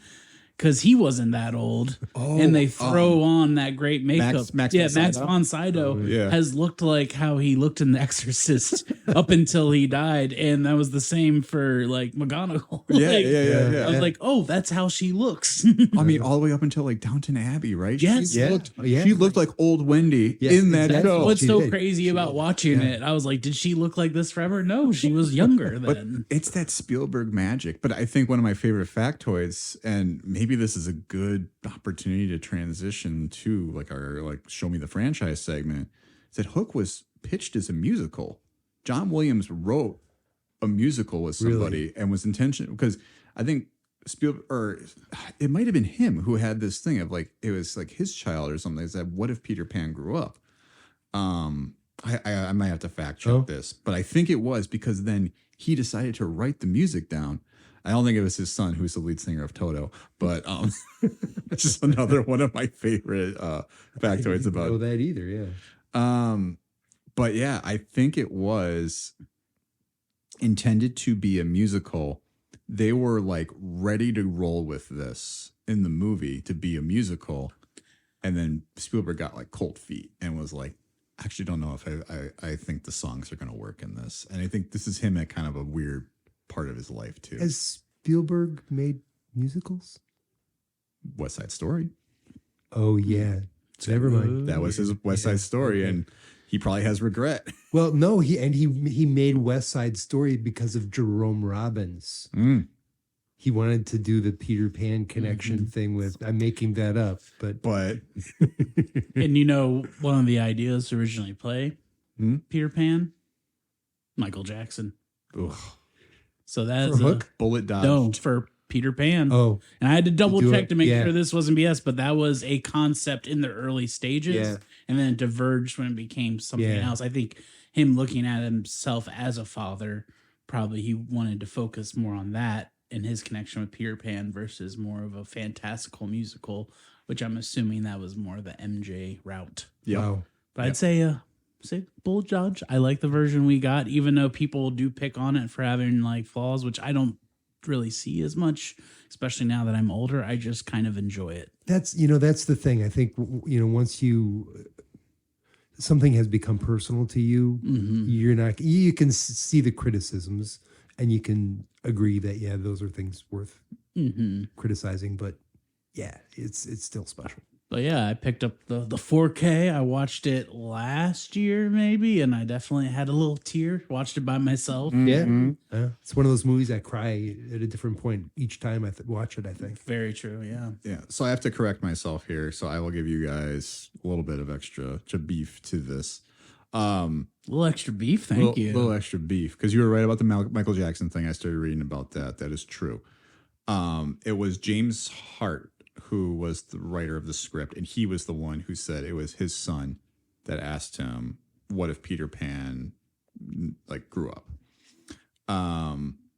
So he approached Spielberg though, because Spielberg always wanted to make a Peter Pan movie, but he like could never crack it in his head. He's like, what am I going to do? Remake Right. this Yeah, movie yeah, that's yeah. been made, and right? And I think we kind of see some of those struggles with some of the modern adaptations of like Pan. what else do you have to say? And Pan is like, I appreciate some of the large swings, but I think they're whiffs. Like Yeah. the whole tribe went weird with God, what's her name? Rooney Mara being Tiger Lily. Right. That was a tough hang. Hugh Jackman's doing well as Blackbeard. Yeah. And that's an interesting aspect, because isn't it? I think it's canonized that Hook was on Blackbeard's crew before he kind of branched out on his own. Oh, interesting. I think the novel covers that. Like, it sounded right. And that's why they like Garrett Hedlund is Hook. Yeah, it's like a Like, cowboy Hook, which Cowboy Hook.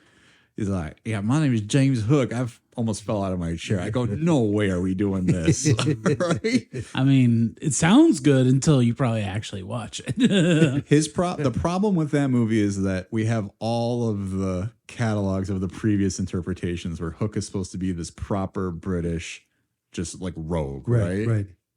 And it's like, to reimagined him as like a cowboy. Just felt, and I was like, oh, is this because there's Native Americans? And I was like, they didn't even go with that angle in the movie. I'm like, we turned them into some weird like mishmash tribe. But yeah, so I guess, sorry, getting back to the Spielberg of it all. So he always wanted to make this.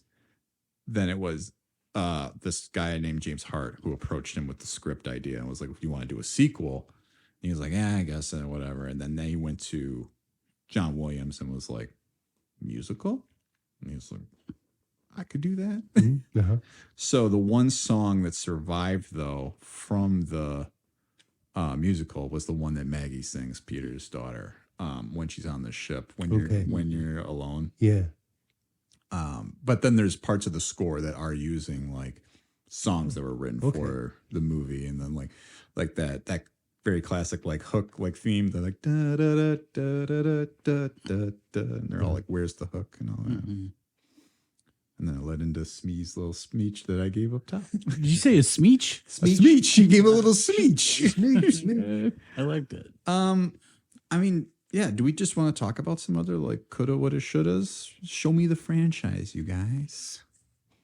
And Joel, you said you have something you wanted to talk about. Shoulda, woulda, couldas. Oh, you know, a couple of things. I mean, you know, we touched on the Native American aspect. Mm-hmm. It might be interesting to do something from that perspective. Yes.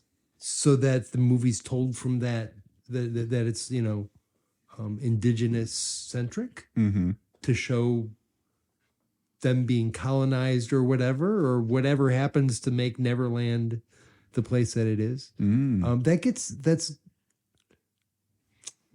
I think that's addressed a little bit more, and it's been a while since I've read Peter and the Starcatchers. Have you? No, I'm not familiar. Come on, guys. Okay, so are you familiar? No. It's a series of books that was written beginning in 2000, maybe, by David Barry. I should get the other guy's name. They were bestsellers. It's basically the prequel to Peter Pan. Not Pan with Hugh Jackman. No. Singing Nirvana. No. And they're really good. I had a surgery and was laid up and just read through them like eating popcorn. It was just really also made into a musical. It was nominated for 9 Tonys. I think it won like 5 Tony Awards. Really? Disney publishing company published the books. They've been talking about making movies from those books for a long time. They haven't done that yet. I think there's still talk about it the last time I looked. But so I don't know why I brought that up. Oh yeah, because I think the indigenous populations in those stories are a little bit more, have more of a story to tell. Better representation of them overall. Yeah. It feels like it could be, when it comes to future adaptations, like maybe a bit of like the Star Wars problem, where it's very Skywalker centric, and maybe even though like it is called Peter Pan and it's Peter Pan, is the interest just the world of Neverland? And can we tell a story that is revolving around Neverland and doesn't even touch the characters we're familiar with? Yeah. But I think there's something to just even the indigenous perspective, right? And just being like, here, and maybe they do engage with the youth that can be like understanding of like their history, right? Sort of reflective of America, and that the pirates do represent the old guard, the colonizers who are just like, well, no, you're in your place where you should be. I would love it if there was like a movie and it was a story that was told properly, that maybe like it's like the first half hour, 45 minutes, you're not even realizing you're in Neverland. Sure. Yeah. And then like you have that realization, and that's kind of it, you know, blows people's minds. Maybe the fairies are the colonizers. Maybe the lost boys are the colonizers. Could be. You know? Yeah. Because I think, you know, the person I was even thinking who might be the right person to take this on would be someone like Sterling Harjo, who did kind of a version of Peter Pan-ish with Reservation Dogs. Are you familiar with that show? No, I haven't. Yeah. Which, I mean, it takes place in Oklahoma, in the reservation there, but just it follows a group of kids who are kind of like misunderstood because they all sort of like want their own things, and their parents are like, but you're part of this, you know, our reservation, you're members of this land. You have to kind of like engage with growing up here and how you're going to and who you're going to be. And it's such a fascinating thing. I'd just be interested to see if he or maybe even people he would know would have a take on that, because he has a lot of like spiritual elements in his stories, and he just did another one too called The Lowdown with like Ethan Hawke, and also takes place in Oklahoma and involves some of that, but just a very fun like kind of detective story. I would say Reservation Dogs is worth adding to the list. I'm putting it on like right now. I think I've gone through 3 times. Wow, I just okay. liked it a Wow. lot. It's really fun. But yeah, I love that idea. I think that's the take that you could go after. I would have loved to see the Hook musical version though, and Peter and the Starcatcher sounds interesting too, but Yeah.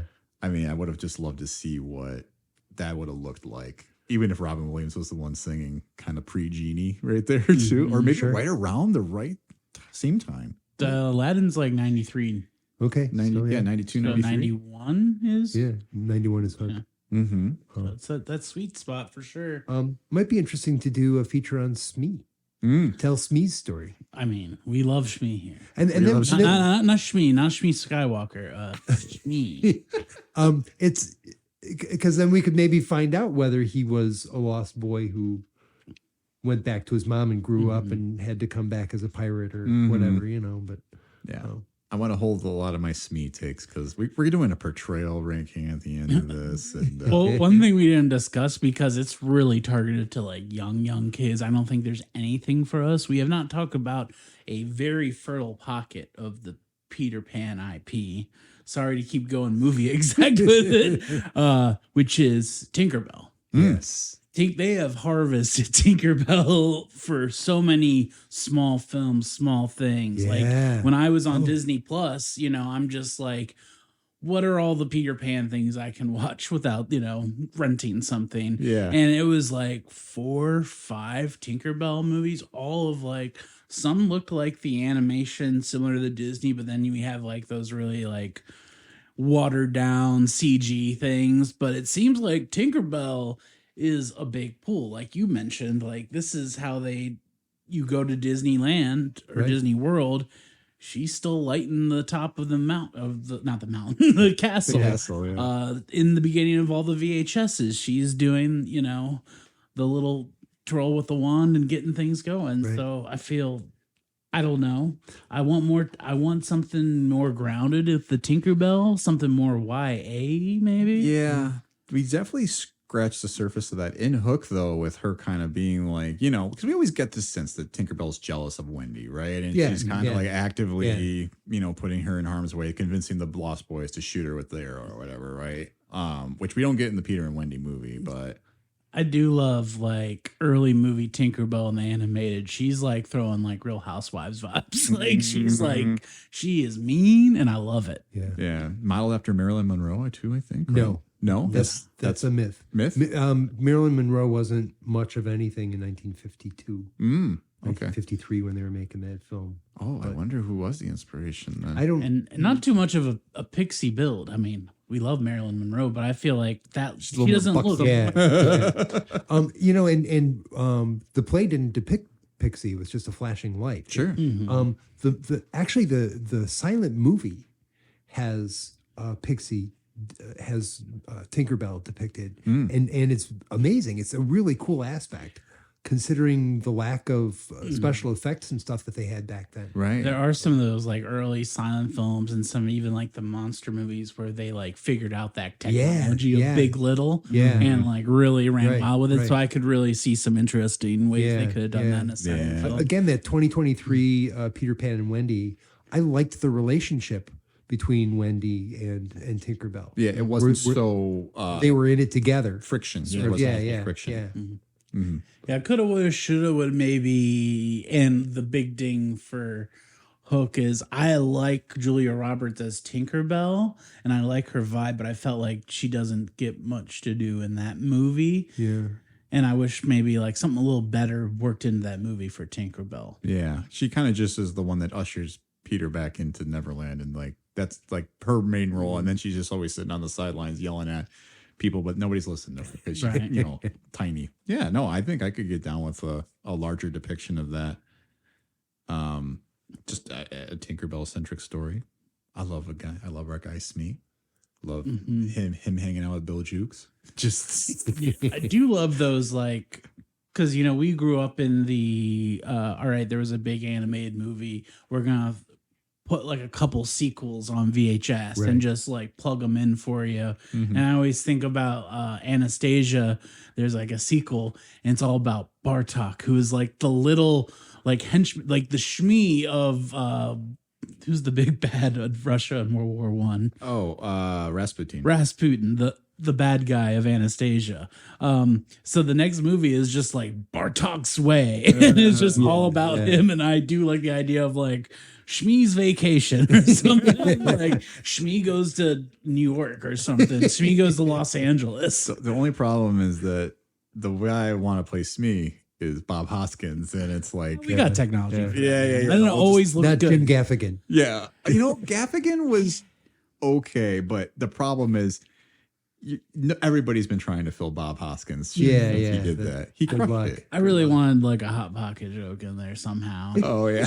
Like he's like cooking up something and it's just like a little pastry. Like, okay, I got from by the fire.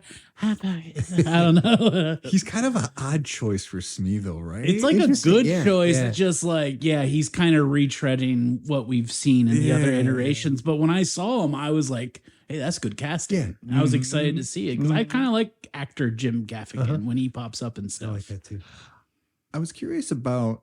Have you guys heard about or read about Peter Pan and Scarlet?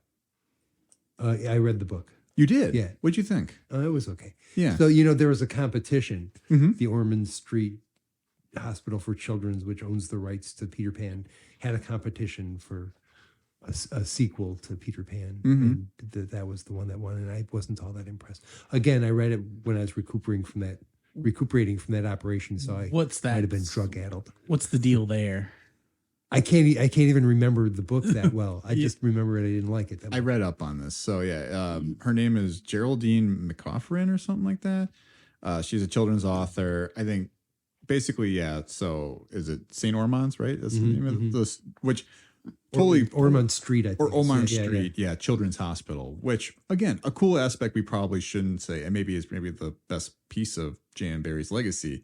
He left the rights to Peter Pan to a children's hospital. Like, Yeah, That's yeah. cool. which is pretty awesome. You see a lot of references to them in some of the modern adaptations too. But yeah, I mean, it's like who should get the royalties? Yeah, people who could put that money towards children's health. So, but the story, because I was going to ask, like, would you want to see a live action adaptation of this or an animated adaptation? The crux is basically I like, didn't want to read the book. yeah, Okay. Oh. You mean okay. Not of the book. So yeah, I'm sorry. Oh yeah. I don't know. I'm yeah. just like if it was good enough of a book Sure. that you would want to have seen an adaptation of that Yeah, in live action. yeah. But yeah, I guess this was the crux of it. It's like it's years later. Like I think it's World War I or post World War I, and it kind of like the Llewyn Davies child that died in World War I. I think Michael dies in World War I. Everybody else grows up. The Lost Boys, Wendy, John, but like. There's some weird thing where like they meet another fairy who gives them an opportunity to like de-age back to being kids, like if they wish for it. Right. And then if they become kids again, they can return to Neverland.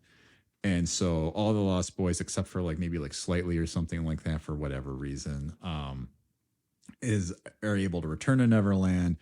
They relink up with Peter and he's like got the Jolly Roger and all that. And he finds like Hook's coat and he's like putting it on. He's having like weird episodes with this thing on. And he meets like this like circus dude who is like convincing him to wear this jacket. And they're like trying to find like Hook's lost treasure or something like that. Because it's like, if you find this treasure, you can like wish it to be anything that your heart desires or some nonsense like that. And long story short, I think, and spoiler alert, I think the wandering circus man turns out to be Captain Hook, like surviving the being eaten by the crocodile. Yeah.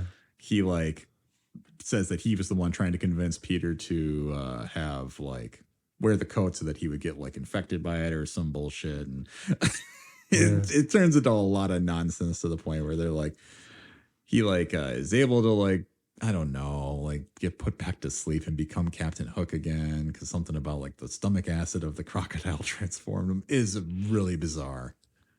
Sounds kind of good. Sounds like a strange read if you're on some post-surgery drugs. Yeah, for sure.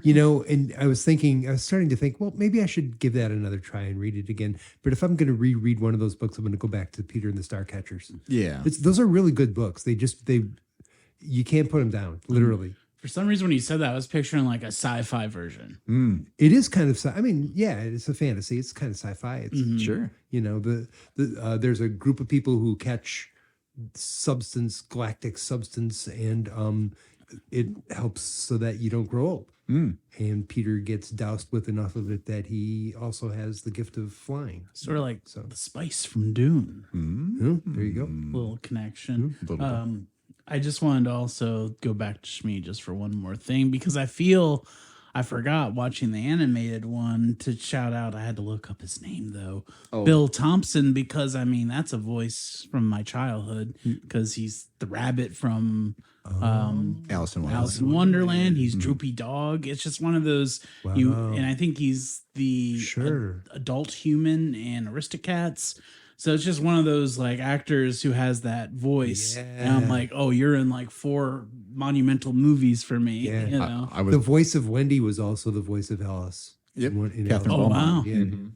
Yeah. I know. I was trying to get into a Smee. I can't do You it. sound like Schmiegel for a second. He's kind of like can't do it. That is the one voice. No, that is a hard. Like I'm like sitting here like he's got like a like that blubbery like I'm late. Yeah. It's like I'm late. But he like had a way to make his voice very like strained but high. Yes. I couldn't even do the Bob Hoskins Cockney. No, I thought you did. That was tough. Yeah, that's But I always liked Dustin Hoffman. He's kind of channeling Frasier before Frasier. Actually, no, that would be post Frasier. Yeah. Frasier was already a thing. Yeah. Kelsey Grammer, he's doing more of his types of like British. like half in a bottle of whatever he drinks. Probably. No, he drinks. What do they drink on Frasier? Sherry? Sherry, yeah. Yeah, they love Sherry. Like half a bottle of sherry. That's Frasier being hooked. Like, oh yes.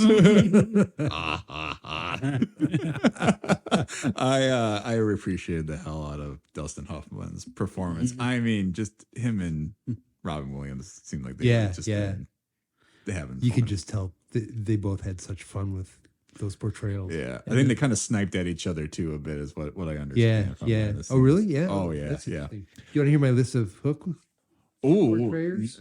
Not Not yet. but Okay. This, One last thing I was gonna say, Yeah. Peter more Pan is sneak? another fantasy story, another Disney property that has also gotten the low budget horror. This is in public domain treatment. Oh, God. Which I've never watched any of these, but I'm fascinated by them. I'll look at pictures, I'll read them. I'll never watch one, but they've done like Winnie the Pooh, they've done Alice in Wonderland, like where they're like these characters are public domain, so we're gonna make a horror movie with them.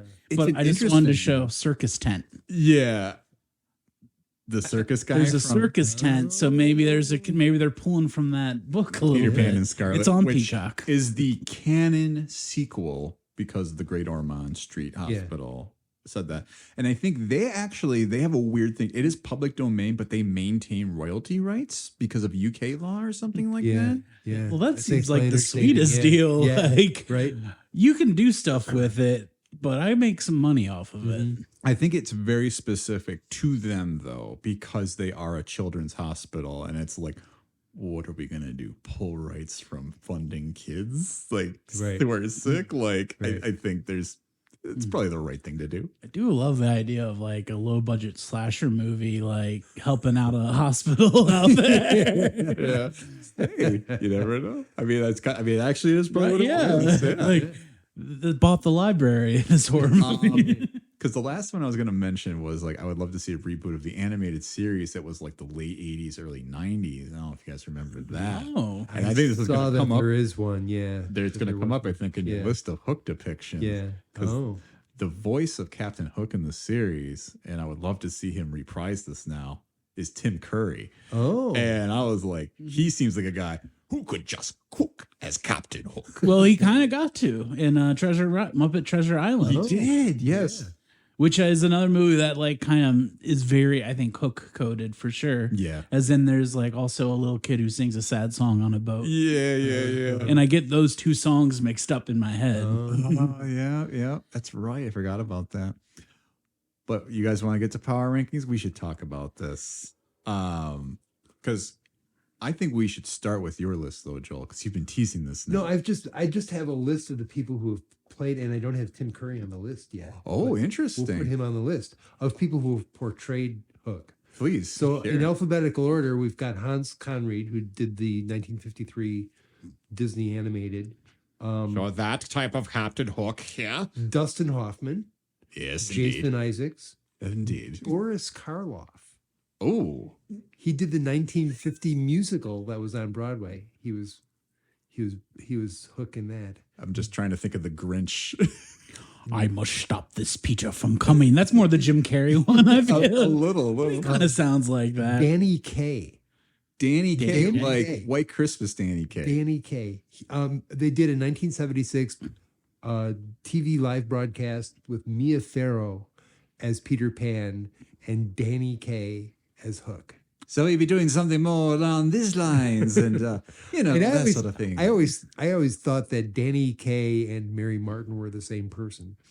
They do look similar. No Yeah, doubt about they're it. both theatrical and Yeah. wide ranges of Mia voices. Farrow's good. Peter Pan. Yeah. Charles Lawton, Hey. Jude Law, Hey. Cyril Richard, and then Christopher Walken. Indeed. In the Yeah. 2014 Peter Pan Live that they did Yeah, on yeah. NBC, I think. And what a choice for Captain Hook he is. Yeah.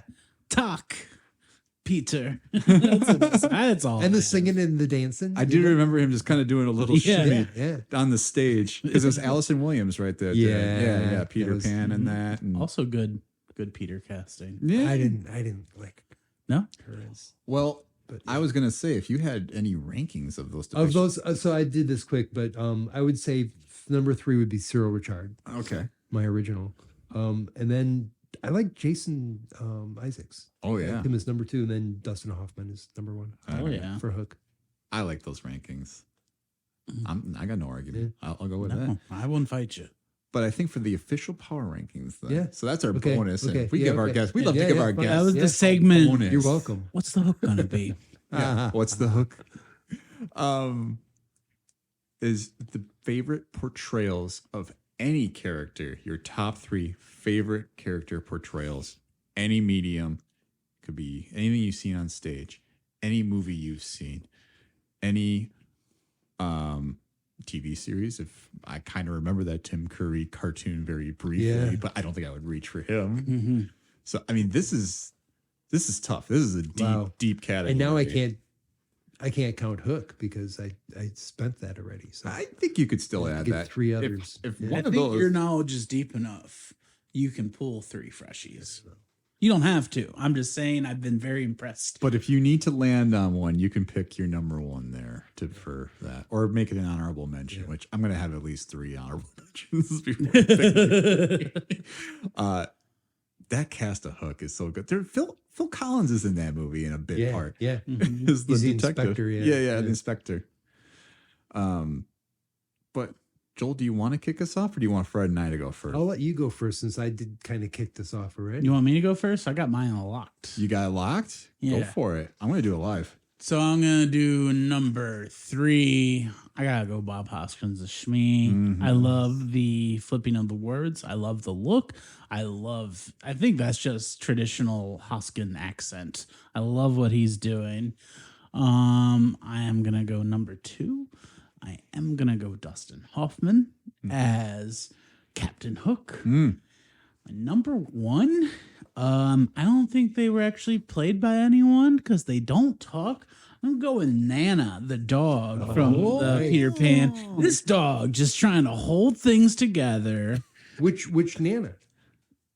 The big dog. I know, but which the version? The animated one. Okay. Ah, That's- okay, that's okay. good. That's good. Because, like, she's putting them blocks together, making them nice, cleaning up after everyone. I love that this dog goes to work and cares for these kids. And I feel bad that Nana doesn't get to go to Neverland. In some versions, he does. She. I think it's she. Yeah. She's got a bow. Yeah. Yeah. And Yeah. played- In some versions, she goes along to Neverland. and she's played by a live action person in the play version, Yeah. right? Like I said, in the pantomime, you'd have adults wearing Dog animal costumes. costumes. I think there's a great bit part about that in Finding Neverland, which we didn't talk a lot about, but that's obviously, I think it's a great movie. I really liked it a lot. But they talk about like the production of the first Peter Pan play and just how they would put that together. And Dustin Hoffman's in that movie as like the show booker or whatever it is. Yeah. The theater runner. He was, yeah. he was integral to that whole thing happening. And there was that producer that he portrayed. Yeah. Yeah, there was a great behind the scenes story where I think they pitched him like being really enthusiastic about the play and that he would dress up as Hook again. And he was like, I'm not going to dress as Hook. And so they rewrote the scene, which I think is better if you're being very skeptical. Like, what the hell is this? What is a slightly? What is a nibs? Like, he's like, what are these names? What are these characters and all that? But I do have to say, so I got a few honorable mentions before I get in there. First and foremost, I think one, I was just going to mention Catherine Beaumont as Wendy has always been the image of Wendy in my brain. I think she kind of encapsulates that really well. I just always loved like her voice was very like disarming and I don't know, just very lovely. So for the animated version, but I'd be remiss not to pick Maggie Smith's version though too as Wendy. Hello, boy. She's kind of cooking. I mean, everyone's kind of cooking in that movie a little bit, but I think her especially, she really like brings that same feeling that you remember from the animated version to an like what that would be an older version. And I just love her, especially when she gets to do the flashbacks of like she's grown up a little bit, Right. And she does actually look 53 or whatever she is instead of the old woman makeup. I like how she calls him out as a pirate. She's like, "You're becoming a pirate." Kind of smiles about that. So Glenn Close is in that movie. Yeah. Where is she? Ooh, You want to know? Yeah. Do you know this? yeah. Say it. She is put in the boo box. Oh, She's the pirate 'Cause that's I- in Nair. Yeah. when they put the scorpions in. Yeah, Oh. in like facial man makeup. Oh, okay. Because isn't like Crosby from Crosby, Stills Yep, and Nash yep. and Jimmy Buffett Yeah. up on that boat? Jimmy Buffett. Yeah. Jimmy Buffett's in there. David Crosby is like the guy you keep seeing with the big mustache all the time. And he's The like, David Crosby looking dude. yeah, he's like, long live the hook. And he gets hit in the nuts later on. It's And great. then obviously I feel we have to say there's also the couple floating when the dust goes above them in Yeah. Hook is George Lucas and Carrie Fisher Yes. kissing. Yeah, I knew about I that. figured Yeah, if yeah. we're getting into like Yeah. the cameos, Right, we got to right, yeah. put them all out And there. Carrie Fisher, I think, did a ghostwrite Yep. on script doctoring Hook to help trying to Oh. wrap it up, bring together. She did a lot of ghostwriting at that time. I know Yeah, that. she's like very notorious as that. I would say though, yeah. So for top three, if I have to put the top three of the bullet, I know I just bull-guarded like three roles. You know what? I'll throw Maggie Smith number three. I'm not going to Hell waste your yeah. guys' time. Number two is Dustin Hoffman as Captain Hook. I'm just going to go all Hook because it's one of my favorite movies. He's just so magnetic, and he's just really, really chewing the scenery. He's so fun to watch, just kind of galloping. And he is kind of menacing. That is like, Yes. I think my mind. Yeah. But the difference between that and a cartoon version is that you can see the human and you can see the twinkle in his eye that he's playing this, that he's having fun with this, that this is just a human playing a role. Yeah. But he just, his like, even like his offhand comment of just like, I'm tired of killing like Indians and Lost Boys and stuff. It just sounds like, I'm like, man, this dude is like, he is a scarred person. And just his whole plot to be like, I'm going to like turn his kids against him. Like, it's kind of messed up. It was Smee's plot. Who is my number Yeah. one? Bob Hoskins is me because he is just, there's no better depiction of that. There's a lot of great hooks. Jason Isaacs does a good version of it. I actually really like Jude Law's depiction. Yeah. Yeah, I thought that was pretty good. Yeah, such an yeah. interesting take on it. Yeah, the voice is good, but just there's no other Smee higher in my mind other than your guy Bill Thompson, who I think Just that voice is Yeah, iconic. yeah, it sure is. But yeah, like Bob Hoskins with him getting the words incorrect. I always love the moment when Hook's kind of getting into his really dark talking to himself moment, and Shmi's making a plate for Hook, and he's like eating most of it, everything, yeah. and it's just like, oh, you get like this relationship is he takes care of Hook, but he gets to live like the good life. That's why he's like on first name basis with all the hookers that are around the area. I do love that though. He's like, I just had an apostrophe. Yes, that's what it was. I think you mean an epiphany. Lightning has just struck my brain. Well, that must have hurt. That was a good Dustin Hoffman. I've watched the movie much. That was, and I think that was the only time that I heard in all these versions where Dustin Hoffman uses the line from the Mary Martin version where he says, split my infinitives, split me infinitives. And it's just kind of under his breath at one point, but There is, I remember, so I told you I saw a high school adaptation of Peter Pan, Yes. right? And then I watched Hook like very shortly after that and did not realize how much of the dialogue, especially in the beginning and the end, and you're talking about those bookends, is lifted directly from Yes. the play. Yeah. Like word for word. It's like when he says like dark and sinister man, have at thee. Or it's, what's the other line that he says? Like young pompous boy or something like that. Like prepare to meet thy doom. yeah, proud and impudent youth. Yes. Yeah. Prepare to meet thy doom. And then he says like, yeah, dark and sinister man, have at thee. It's pretty good. Nice. Okay. Okay, Joel. Here's three kind of top of my head. But- Spotlight on you. Okay. I agree with all yours. Okay. Number 3 for me, Tinkerbell. Ooh. Ludwig Sanye Ludwig Sanye? is I'm scribbling. I'm trying to read my scribbling here. She was in the 2003 Peter Pan. You guys didn't see, so believe me.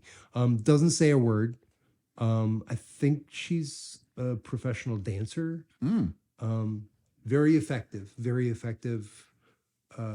Tinkerbell. Interesting. I think I saw that movie back in like Oh, that's right. 2005 or Did you? Yeah, you did 2006. say Yeah, that. so Yeah. it has been a long So, time. my number 2 is Ever Anderson as Wendy. I liked that portrayal. I liked the way they wrote that, and I liked the way, just have a badass kid who's off to boarding school, kind of turning the tables there. She is a spitting image of her mother. Like when you know that's Mia Jovovich, Yeah, yeah. you're like, oh yeah. Sure. It's like Reese Witherspoon's daughter. They can just Uh-huh. look like her. Yeah, Yeah, it's yeah. crazy. Yeah. It'll be interesting to see what else she's doing. And then Robin Williams, number 1 is Peter Hell yeah. Pan. my favorite Pan. Love it. Interesting. Yeah. Good picks. It is very good picks. He's just spitting when he has his back and forth with Rufio. That's one of the best points in the movie. Yes. And he calls him a nearsighted gynecologist. That's the Robin Williams stuff. They slipped it in there, and Spielberg's like, "We're keeping it. We're keeping it. That's good. Yeah. That's good riffing." Yeah. One of the things that I read about this play that has made it so endearing and was revolutionary at the time was that it's written for both children and adults. And when you saw Finding Neverland, when they had the opening, J.M. Barrie actually had 25 seats set aside and filled them with children from the hospital so that the grown-ups understood what was fun about this show. Yeah. And they felt that they could join in too. So I think that was a really cool thing. And I think that's something that Hook really kept to. Yeah. To have the adult humor in there, kind of like Looney Tunes cartoons, right? I mean, you watch them as a kid and you're laughing, and then as an adult, you're like, oh, I didn't realize they said that. Yeah. That's pretty funny. Oh yeah. Hook's not a perfect movie, but it is fun. It is. I think you're having a good time watching Yeah. it, even if you're watching it for the first time. So I think that gets us to the end of the episode here, guys. I know we've probably done almost 2 hours at this point on Peter Pan, but it is a very thick topic. And I think we've covered a lot. And it was a great note to go on. And I think just talking about it's both for kids and it's for adults. I like that I looked at you and then you. I didn't mean to imply that you were a child or you're an adult or anything like that. You're not an adult, Fred. Okay. But what I am curious, though, Joel, is there anything you would like to plug before you go? I'm going to be in the famous Sketch 22 show July 18th. That's at the Comedy Sports Farina Arena. Mm-hmm. And that's something that, a group of writers will write scripts, and then they're chosen randomly by directors the next morning and assigned to actors randomly, and then it's performed that night. So it's 22 hours conception to performance. And then in August, in the middle 2 weekends of August, I don't have the exact dates, the Schmitz and Giggles is producing it's called The Wizard of Oz, Kinda Sorta. Mm-hmm. And that's going to be at Inspiration Studios in West Dallas. So that'll be fun. Excellent. And those are all through schmitzandgiggles.com, right? That they can find information? Yeah. You might not find the information there, but just check Facebook, I guess, and ask around. Yeah. Follow Schmitz and Giggles on Facebook or wherever they are on Yes. social. Yes. Yeah. And you can find more about the shows. Yeah. Sketch 22, very funny. If anyone's never had a chance to go and see that, it is really a delight to behold, just to see how quickly things come. It's together. amazing how, it's a hit or miss thing, but some of them are amazing. Oh, yeah. Yeah. And both of you wrote for last show. So Yeah. And I've got an ongoing thing that you can. I'm co-hosting the Real Stories MKE show on WUWM, Milwaukee's NPR, and our producer is Jasmine Gonzalez, very special producer.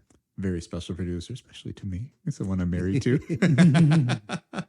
But yes, that is a great thing. And yeah, obviously check out WUWM. God, that really is tough to say.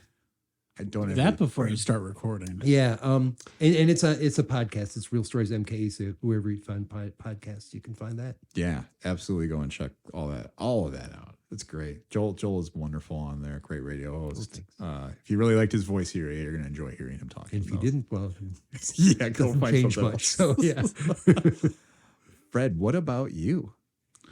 I've got a few things. The weekend of 5/29, 5:30, I'll be performing in the Daily Herald on Friday, and then my sketch group Embarrassment of Riches that I direct and wrote in will be on the 30th, which is Saturday, and that'll be at interchangetheater.com. And I just got a few things in June, June 5th and 13th. The 5th, I'll be in the 5th, I'll be in Fractal. But the 13th, there's a little show going on. There's a show called Father Figures? Yeah. Yes. Two of us are in. Yeah, so Fred and we've been talking about this, I think, on a few episodes already, but we'll be on stage on June 13th doing a Father's Day tribute to Father Figures, or other way around, Father Figures tribute to Father's Day, I think is the that's the going. So I'll be with Joe Francisco, Tony Berg, Scott Vollmer. Don't want to miss it. Should be a great time. Yeah, my group that I coach is opening Palindrome, so it'll be a big night of comedy. Yeah, it'll be a lot of fun. So check out interchangetheater.com for all the info on those shows. And then I just want to plug the pod, of course. Yay. If you enjoyed this episode, please remember to rate and review it. Please give us 5 stars. We know we appreciate that. You can find us on Facebook, Instagram, Threads, Blue Sky, and YouTube. Join us on Patreon for just $2 per month. You can get an exclusive bonus episode. This month, Fred, we are doing one of our biggest Patreon episodes ever. We're talking about The Mandalorian. A little later than Star Wars Day, but... TV, we got a movie. We got a new We've movie. got a Burger King meal. Yeah, we got a lot to talk about. We're going to be catching that movie next weekend. Is Memorial Day weekend? Yep, Yeah. we got to get it in before all the Memorial Day festivities happen. Memorial Day if you're listening live. Otherwise, just check it out on the Patreon. You'll find us on there. Special thanks to Nick Spitza and Mike Schwantz for our opening and closing theme songs. And stay tuned for our next episode where we'll be talking about The Terminator. Oh, yeah. I was excited because I was like, what do we got next? Another actor we have not really ever talked about was Arnold Schwarzenegger. Another dreaded local connection. Is that right? Yeah, he went to UW Superior. Is What? that right? No way. It's true. It's true. I did not know that. Did not They know gave that. him an honorary degree, and his acceptance speech was, of all of the awards I've ever received, and all of the powerlifting, and all of the bodybuilding, and all of the movies that I've done, this is the greatest honor I've received today. Wow. Wow, I do love it. This man was in the Sydney Opera House doing powerlifting, and he's like, but that UW Superior degree. No, but he said today. This is Yes. the best today. I guess, yeah, clever phrasing. Joel, you have been a fountain of knowledge, a wonderful guest. Thank you so much Thanks for being here for today. having me. This has been a joy. Yeah, it's been awesome. We talked so much about Peter Pan. I could have done so much more. I'm so filled with joy that I think I'm levitating right now. Fred, you found your happy thought. Open the window. Second See star ya. to the straight, the second star to the right, straight on till Faith morning. and trust and pixie dust. I'm gonna land on the Bradley Tower clock. Just chill. Thank you all for listening, and we'll see you next time. Goodbye. I've got no cares, 'cause all I wanna do is charge my phone and drive listening to you. And what they talk about will always be up to you. I was early. Hey, everybody. Thanks again for listening to our Peter Pan episode today. I did just want to add a quick addendum because we had brought up that Tolkien was inspired by Peter Pan earlier, and Joel had provided a quote from this book, this really great compendium that he has. We'll hopefully be sharing a photo on social here. But this was from J.R.R. Tolkien in 1966 from the Tolkien Reader. It went a little something like this. The process of growing older is not necessarily allied to growing wickeder, though the two do often happen together. Children are meant to grow up and not to become Peter Pans. Not to lose innocence and to wonder, but to proceed on the appointed journey, that journey upon which it is certainly not better to travel, hopefully, than to arrive, though we must travel, hopefully, if we are to arrive. But it is one of the lessons of fairy stories, if we can speak of the lessons of things that do not lecture, that on callow, lumpish, and selfish youth peril, sorrow, and the shadow of death can bestow dignity and even sometimes wisdom, which I think you can probably glean a little bit of his commentary just on Lord of the Rings and all that. But anyway, thanks again for listening to our episode, and hopefully you found that interesting. We'll see you next time.